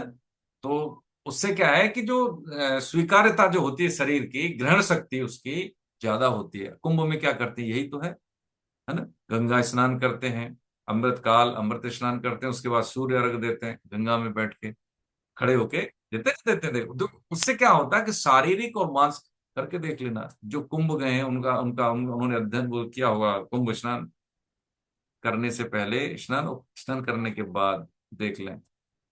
ये वैज्ञानिकता निवेदन कर रहे हैं, ऐसे नहीं। गए होंगे आपके आसपास या खुद गए हो तो आप जानते होंगे। जैसे ही आप नहाते हैं, नहाने के बाद में, स्नान के बाद में, ऐसा लगता है शरीर में ऊर्जा कहाँ से आ गई। और ये अनुभव होता है ज्यादा, जितना चित्त शुद्ध है ना उतना ज्यादा अनुभव होगा, जितना चित्त निर्मल है उतना ज्यादा। क्योंकि संसार तो जा रहा है ना, बह रहा है, ये बात समझ रहे हैं। माला करना, उद्देश्य लिखना, लोगों को गीता से जोड़ना। अब देख रहे हैं कितने लोग थे, कितने हम लोग रह गए, क्योंकि हमें समय ही नहीं है। क्या करते हैं पता नहीं क्या करते हैं। जिस कार्य से हमारे आगे के कार्य प्रभावित हैं अच्छे तरीके से, असरकारी रूप से, उसको हम नहीं करने, बताइए। है, पता नहीं गीता के अलावा कौन सी चीज हमें प्रिय है। एक बार देख लें, जब एक बार अच्छे से पढ़ लेगा ना तो गीता का जीवन का अंग बनेगा उस व्यक्ति का। तो पक्की बात है, ऐसा व्यक्ति चाहता है कि मैं कभी जीवन में हारूं नहीं, और वो हारेगा नहीं, कभी नहीं हारेगा। या तो जीतेगा या सीखेगा, हारेगा कभी नहीं। हाँ, बिल्कुल कभी नहीं हारेगा। अर्जुन भगवान के बताइए मित्र हैं, फिर भी कष्ट में है। दुर्योधन को भी दर्शन दिए, लेकिन क्या उसका कल्याण हुआ? नहीं हुआ। युद्ध एक ही, एक का विकास हुआ, एक का विनाश हुआ। कुरुक्षेत्र एक ही, देख लें। तो जीवन तो सब जी रहे हैं हम, ठीक है, जी रहे हैं, लेकिन कौन जीतेगा कौन हारेगा ये डिसाइड करेगी गीता, क्योंकि भगवान ने ये दी है। मनुष्यत्वम, मुमुक्षुत्वम, महापुरुष संश्रय, तीन संयोग दे दिए भाई। चौथा अपने आप पे कृपा हम कर लें तो ज्यादा बेटर है। यही है। तो आगे बढ़ने से पहले हम ये है कि अभी हम क्या है, छठवें अध्याय तक पहुंचे। ठीक है, हमें इसको एक बार देख लें। किताब जब हम पढ़ते हैं, मुझे लगता है हम तो ये सोचते हैं कि जैसे हमने 5 श्लोक लिए या 10 लिए, तो उसको देख लें। अभी रजिस्ट्रेशन बढ़ रहे हैं हमारे, शाम की क्लास में करीब मुझे लगता है 60 पार्ट के आसपास हो गए। ठीक है, 100 की वैकेंसी है तो संख्या बढ़ाएगी हमारी, जो कुछ आईडी बढ़ेगी जो भी है। तो उसको हम सोच रहे हैं कि ऐसे पढ़ें कि जब हम इस कोर्स को निकले ना पढ़ के, तो कम से कम ये है कि हम दूसरों की सेवा कर पाए। अपनी तो हम करेंगे, घर की, परिवार की, आसपास की, जिस कुल में पैदा हुए, चाहे वो लड़का है वो भी 2 कुल से जुड़ता है, ससुराल पक्ष से अपने कुल से, चाहे वो लड़की है, कन्या है, वो भी 2 कुल से जुड़ती है। जब हम नौकरी करते हैं, व्यवसाय करते हैं, पता नहीं हजारों लोगों से। की बात है, हम बोलेंगे नहीं तब भी लोग समझेंगे नहीं आप में कुछ है, आप बोलते हो तो अच्छा लगता है, आप बेशक करिए, आप सुनेंगे, आपको आप सुनेंगे। इसलिए आप 27 हो या 28 हो या 50 हो या 100 हो, कोई भी हो, लेकिन उस संख्या से सीमित नहीं, असीमित है आप, क्योंकि आपके साथ भगवान की वाणी है। हाँ, ये अपना काम करती है प्रभु जी, बिल्कुल काम करती है। सत्य घटना बता रहे हैं हम आपको। गीता की उपयोगिता अगर समझ में आ जाए तो देख लेना। ग्रंथों की पवित्रता का वर्णन है। एक व्यक्ति था, और वो व्यक्ति ऐसा हुआ कि साइकिल से जा रहा था किसी जंगल से, गरीब आदमी था। तो ये भाई जी महाराज का जो सत्संग में से, भाई जी महाराज बोले तो श्रद्धेय हनुमान प्रसाद पोद्दार जी महाराज की बात कर रहे हैं। तो साइकिल से तो उसको उसके के एक महिला मिली और वो युवा महिला थी। तो उसने कहा कि आप कहाँ जा रहे हैं? कि हम तो यही, हमारा गांव है, यही जा रहे हैं। तो उसने कहा कि देखिए मेरा घर यहीं पे है और मुझे थोड़ी सी मदद की जरूरत है। तो वो लड़की जो थी उसको ले गई। तो उसका घर देखा तो बड़ा ठीक ठाक घर। तो उसने कहा कि चलो ठीक है, आप हमें थोड़ी देर छोड़ दीजिएगा, फिर हम अपने घर में छोड़ते हुए हमें निकल जाएंगे। तो उसने संग कर दिया, उसको साइकिल पे लेके चला गया। साइकिल की बात, गरीब आदमी था बेचारा, छोटा मोटा काम कर। अब वो क्या हुआ कि उसने उसको कैद कर लिया, उस लड़की ने उसको। उसने क्या किया कि यदि तू गया इधर से उधर, आएगा नौकरी कराएगा, यहीं रुकेगा, ऐसे करके। और मेरी वो थी क्या, दुरात्मा थी कोई वो लड़की। उसने अपना भेष बदल लिया। तो वो जो लड़का जाता था और उसकी जो है शरीर उसका बहुत कमजोर होता गया उसके संग के प्रभाव से। तो एक दिन क्या हुआ कि वो दवाई लेके आया, बीमार हो गया। तो दवा ले गया, वैद्य जी ने उसको पुड़िया बांध के दे दी। तो पुड़िया बांध के दी, तो वो दवा लेके गया, तो जैसे ही घुसा तो वो जो दुरात्मा थी वो डरने लगी। वो लगा क्या है तेरे पास, कुछ है, तू कुछ करके आया है, मेरे को डर लग रहा है तेरे पास आने। उसने कहा मैं तो कुछ नहीं किया। कि नहीं नहीं, कुछ लेके आया है, तेरी जेब में क्या है? तो वो तो दवाई है। उसने देखा उसको पुड़िया को कि ये तो भाई, तो मेरा मतलब अच्छी बात है जब दुरात्मा भाग रही है इससे। तो उसने देखा तो वो गीता का फटा हुआ पन्ना था, उसमें वैद्य ने दवा दे दी थी। अब जब उसको लगा कि गीता के पन्ने से जब ऐसे भाव हो सकते हैं, तो इसको पढ़ूंगा तो इसका क्या भाव होगा। तो जब तक उसके पास वो पुड़िया रही तब तक उसका संग तो रहा नहीं। वो लौट के उस वैद्य के पास आया। उसने कहा महाराज मेरे को ये प्रॉब्लम थी और मुझे ये डर था अगर मैं किसी को बता दूंगा तो मेरा वो मार देगी। मैं घर भी नहीं जा गया हूँ करीब 10-12 दिन से, और मैं मजबूरी में यहाँ बीमार हो गया तो आपके पास आया। अल्टीमेटली गीता के संग से उस दुरात्मा से उसका पीछा छूटा, है ना। ये स्थितियां ऐसी होती, भगवान नाम जाप, देखिए प्रेत योनि होती है, भूत योनि होती है, लेकिन जो शरीर जिसका शुद्ध होता है उस पर कोई परेशानी नहीं आती। वो दुरात्मा उसको कोई कष्ट नहीं दे पाती, कोई प्रभाव नहीं पड़ता उसका। शरीर अशुद्ध है तो पड़ जाएगा। लेकिन जो भगवान नाम संकीर्तनम यस्य सर्व पाप प्रणाशनम, सारे कलमश दूर करता है भगवान का नाम। चाहे भाव को भाव, चाहे जहर कोई खा ले जानबूझ के या जबरदस्ती, मृत्यु, आग पकड़ लें जानबूझ के या कोई छुआ दे, तो उसकी दाहिका शक्ति अपना प्रभाव दिखाएगी कि नहीं दिखाएगी? नाम अपना प्रभाव दिखाता है।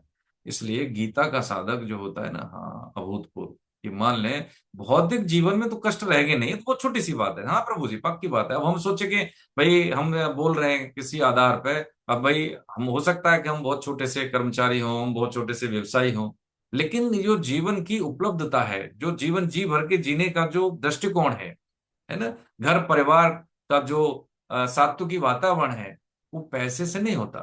पैसे वाले बहुत होंगे लेकिन घर में क्लेश है, कष्ट है? देखा नहीं? तो जो परंपराएं हैं, है ना, वो परंपराओं का जो वहन ढंग से होता नहीं। करके देखें, अच्छा लगेगा।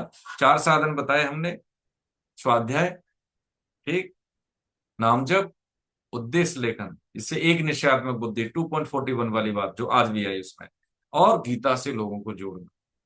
गीता पढ़ने से कम, सेठ जी महाराज, हाँ देख लीजिए, 18.68, गीता प्रेस की स्थापना केवल 18वें अध्याय के 2 श्लोक के आधार पर, 68 और 69। आज गीता प्रेस नहीं हो तो हम अपने शास्त्रों की, हाँ, उपलब्धता हमारी शंका में है। हम करें 2 लोग 4 जो अपने आसपास के लोग, उनको जरूर जोड़ें, गीता घटेगी जीवन में। बिल्कुल यही निवेदन करना है। आज हम ये विराम लेते हैं, ठीक है। और अगले हफ्ते शायद हम जाएंगे कुंभ में 2-3 दिन के लिए, तो शायद नहीं ले पाएंगे क्लास, तो हम पहले से हम बता देंगे, अभी ऐसा भाव है। ठीक है प्रभु जी, हरे कृष्ण हरे कृष्ण। किसी का कोई शंका हो तो बताएं।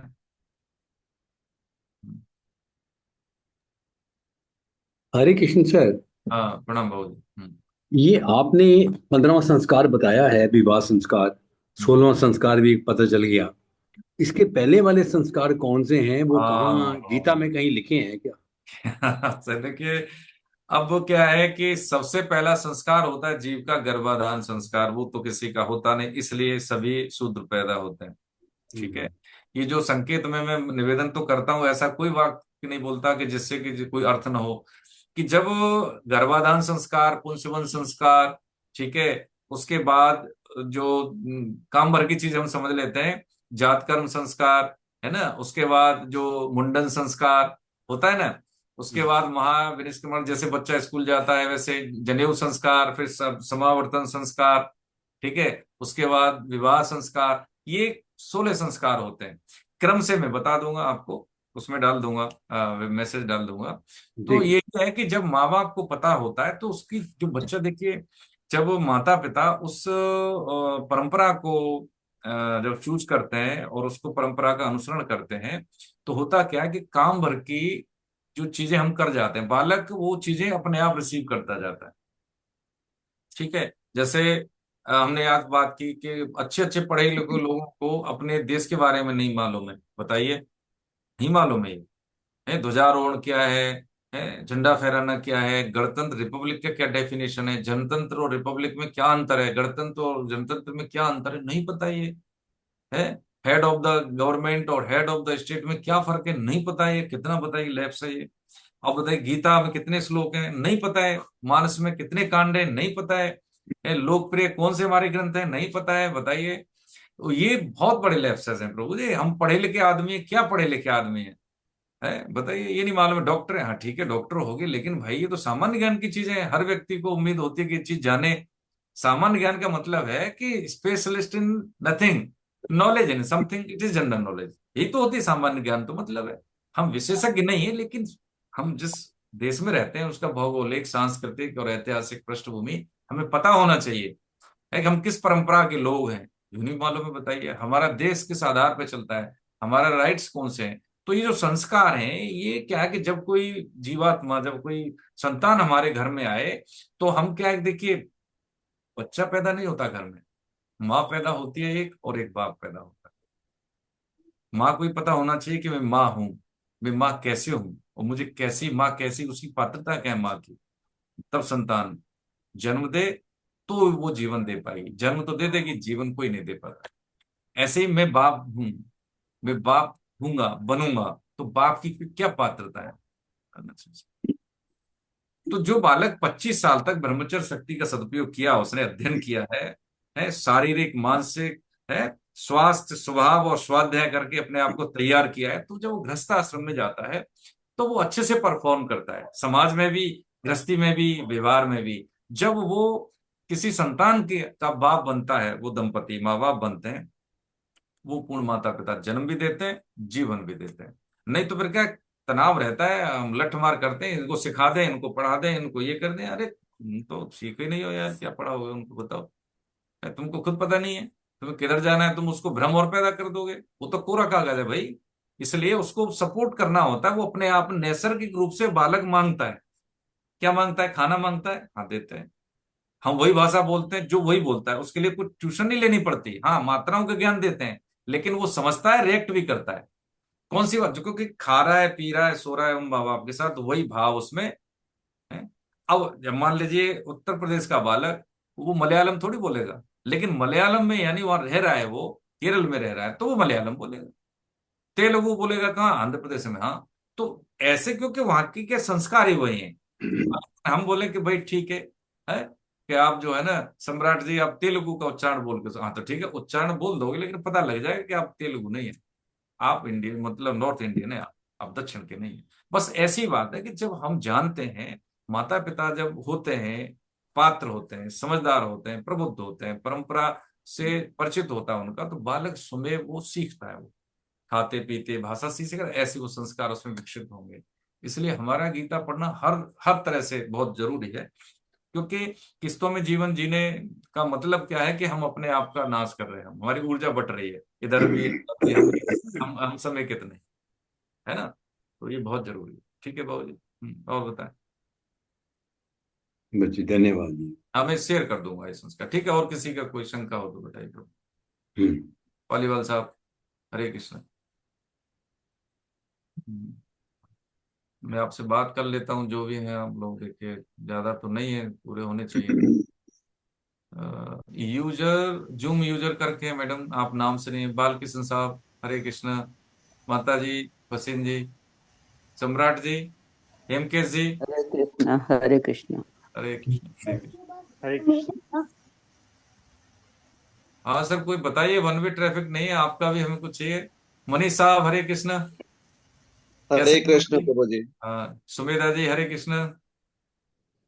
हरे कृष्णा सर। हाँ हाँ, बताओ बेटी, कोई ऐसा कोई है, कोई आपका कोई तो आप अपना जैसे सर्किल होता है बच्चों को अपने, है ना, साथ में संगियों को बोलते हैं कि गीता पढ़नी चाहिए कि नहीं पढ़नी चाहिए? रविंद्र जी सर, प्रणाम आपको, वंदन प्रभु जी। हरे कृष्णा हरे कृष्णा। हरे कृष्ण। हरे कृष्ण हरे हरे कृष्णा गुरु। कृष्ण हरे कृष्ण, प्रणाम। यही जोड़िए, लोगों को जोड़िए। हाँ, घर में जी आप जैसे लॉग इन कर लेते हैं तो सुन सकते हैं सब लोग, ठीक है। जी लेकिन जो दूर है उनको तो बोलिए ऑनलाइन जुड़े, जी। ठीक है। हमारा तो यही निवेदन है, बाकी तो कह ही सकते हैं। चलिए कंक्लूड करते हैं। अभी हमारे जो कोर्स जो नया शुरू होगा उसमें 25 वाला, मार्च के आसपास, है ना, फरवरी के एंड में। तो जोड़ सकते हैं आप अगर चाहें तो शाम की क्लास के लिए। यदि किसी को दूसरा स्लॉट चाहिए तो हमारा स्लॉट दो ही है, सैटरडे 8 से 10, संडे 7:30 से 9 वाला, ठीक है।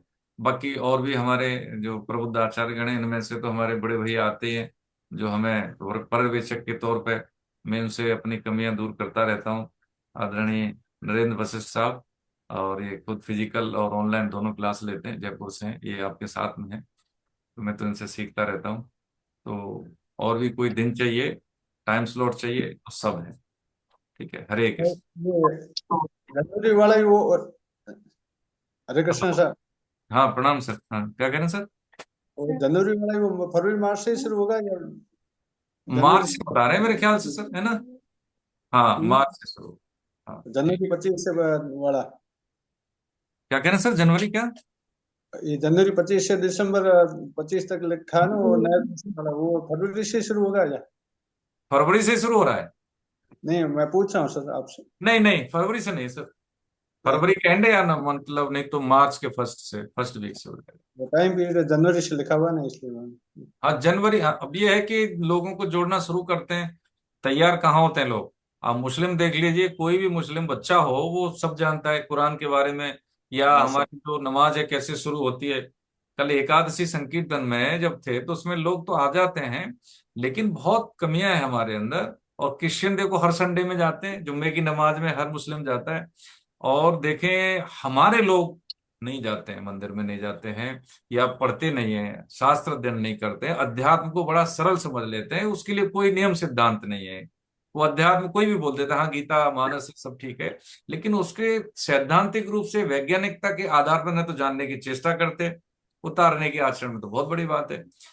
ये काम हमारा इसलिए है क्योंकि हम जानते हैं, है माता पिता जैसे होते हैं ना कि बच्चों का जो ध्यान रखते हैं, उनका काम है उनको अच्छे से परवरिश करना। ऐसे ही एक सामाजिकता के आधार पर जब हम जान गए कि हमको लाभ है, तो हम अपने आसपास, ये सेवा है कि हम क्या भाई देखो ये रास्ता गलत है, वहां पे खड्डा है, आप ऐसे जाओ, इतना बार हमें करना है। और उसमें कोई दिक्कत है जुड़ने में तो उनसे एक बार फॉलो अप कर लें कि आपको कोई समस्या है तो बताइए, ठीक है। अब गीता को समझते हैं कई बार कि सोचते हैं कि 500 रुपये बड़ा धंधा है। अब 500 रुपये हम नहीं लेंगे तो हमें पता है कि उसका कमिटमेंट नहीं होता है, जेब से कुछ जाएगा नहीं तो वो जुड़ेगा नहीं, जब जाता है तो वो जुड़ता है, ये हमारा अनुभव रहा है, ठीक है। हाँ रिफंड का हमने रखा है, रिफंड ले, वो 50 रुपये होती है उसकी स्पीड पोस्ट की कॉस्ट। बाकी तो ये जो भावार्थ आपको मिली है वो आप जैसे लोगों के मतलब जो कंट्रीब्यूशन से ये फ्री ऑफ कॉस्ट होती है। बाकी तो हम कुछ कर नहीं पाते, हम भी नौकरी वाले लोग हैं, तो ज्यादा हमारी सीमा तो नहीं है, लेकिन हाँ जितना हम कर पाते हैं सब अपने हिसाब से ये यही हम कर पाते हैं, ज्यादा नहीं है। तो ये कमिटमेंट बना रहे, जिससे कि हमारे पास एक अधिकार होता है कि हम फोन करके पूछें कि आप क्यों नहीं आ पा रहे, है ना। नहीं तो फ्री में क्या करते हैं, फोन भी नहीं उठाते, वो कैसे भैया पीछे पड़ गए, तो हम ये कहते हैं कि भाई आपने पैसे दिए हैं और आपने रजिस्ट्रेशन किया है, उस आधार पे हम आपको बोलते हैं। एक दो बार हम जरूर जरूर कॉल करते हैं उनको, तो मैं ये हम ऐसे पूछ अधिकार रहा रहता था। है। हरे कृष्ण सर। सर हरे कृष्ण, प्रणाम सर सर। वो नए जोड़े हैं, उनमें एक में तो आ रहा है जनवरी से 1 जनवरी से 31 दिसंबर 25 तक। हम्म। और एक कईयों का आ रहा है जैसे 1 मार्च से फरवरी 26 तक। तो उनका सभी का एक साथ शुरू होगा या आगे पीछे होगा ये? नहीं नहीं, होगा तो सर एक ही साथ शुरू, ऐसा नहीं है, लेकिन क्योंकि हर हफ्ते मंडे टू संडे तक क्लासें हैं, तो वो हफ्ते भर का डिफरेंस हो सकता है। जैसे किसी की क्लास संडे को शुरू है, तो जो भी हफ्ते में पहला मार्च में जो संडे आएगा उसकी संडे से होगी, किसी की थर्सडे, तो जो पहला थर्सडे होगा वहां से होगी, 1 हफ्ते का डिफरेंस रहेगा, ज्यादा नहीं, ज्यादा। ठीक है। हरे हरे कृष्ण। हरे कृष्ण। गोविंद जय जय गोपाल, जय जय गोविंद, जय जय गोपाल जय जय जय जय राधा रमण हरे गोविंद, जय जय राधा रमन रमण, हरि गोविंद जय जय गोविंद, जय जय जय जय गोपाल, गोपाल जय जय जय जय गोविंद, गोविंद जय जय गोपाल गोपाल जय जय जय जय राधा राधा रमण रमण हरि हरे गोविंद गोविंद, जय जय जय श्री राधा राधा रमन हरि गोविंद गोविंद जय जय जय जय जय श्री राधा रमण रमन हरे हरि गोविंद, गोविंद जय जय जय जय जय। राधा रमन रमन हरि हरि गोविंद गोविंद जय जय जय नाम संकीर्तनम यस्य नाम नाम संकीर्तनं संकीर्तन यस्य यस्य सर्व पाप प्रणाशनम, सर्व पाप प्रशासनम् प्रणामो दुःख शमनस्तम, प्रणामो प्रणामो दुःखशमनस्तं दुःखशमनम् नमामि हरिं परम। नमामि नमामि हरिं हरिं पदम् बोलो पराम् बांके बिहारी लाल की जय, बोलो राधा बांके बिहारी गोविंद लाल की जय सरकार की जय, की जय अपने अपने गुरु भगवान मान की की जय, जय जय सियावर रामचंद्र की, चंद्र जय भगवान पवन की सुत जय हनुमान की, जय जय उमापति महादेव की, देव जय की जय सब देवी देवताओं की, जय की जय सब संतों की, जय जय सब भक्तों की, जय जय अनंत कोट वैष्णव वृंद की, जय जय दृश्य अदृश्य पुण्य आत्माओं की, जय आज के आनंद की। आनंद की तो जय जय जय जय श्री राधे। हे नाथ, हरे नाथ। हे हे नाथ मेरे नाथ, श्याम हे नाथ मैं आपको हे नाथ मैं मैं आपको मैं मैं केवल आपको आपका हूँ, पूर्ण मैं मैं केवल केवल आपका आप हूँ केवल मेरे। आप ही आप में केवल मेरे। केवल हाँ, मेरे बहुत बहुत वंदन। हे आप नाथ सबको हे प्रणाम। मेरे नाथ मैं हाँ, आपको भूल गीता नहीं के प्रचार मैं में आपका और हूँ इसके आप केवल प्रचार में हम मेरे लगे रहें और स्वाध्याय करते रहें। बिल्कुल एक एक दिन देखो, 25 के ये 2025 का आज कितनी तारीख है, 26 दिन चले गए, 1 महीना गया मोटा मोटी देखें। हाँ, तो देखें कि अब 1 महीने की कटौती होगी, इस साल में भी 11 महीने रह गए देखो। है, पता लगा कि ये भी साल ऐसे गई, तो ऐसा समय न जाने पाए, हम लगे रहे, ये समय का ऑडिट हमारा होता रहे। देखिए कितना आनंद आएगा जीने में फिर। हाँ, बहुत अच्छा लगेगा कि हम केवल समय की भरपाई के साथ साथ कमाई भी कर रहे हैं। ठीक है, बहुत बहुत धन्यवाद। हरे कृष्ण, हरे कृष्ण। हरे हरे कृष्ण धन्यवाद हरे हरे कृष्ण। कृष्ण हरे कृष्ण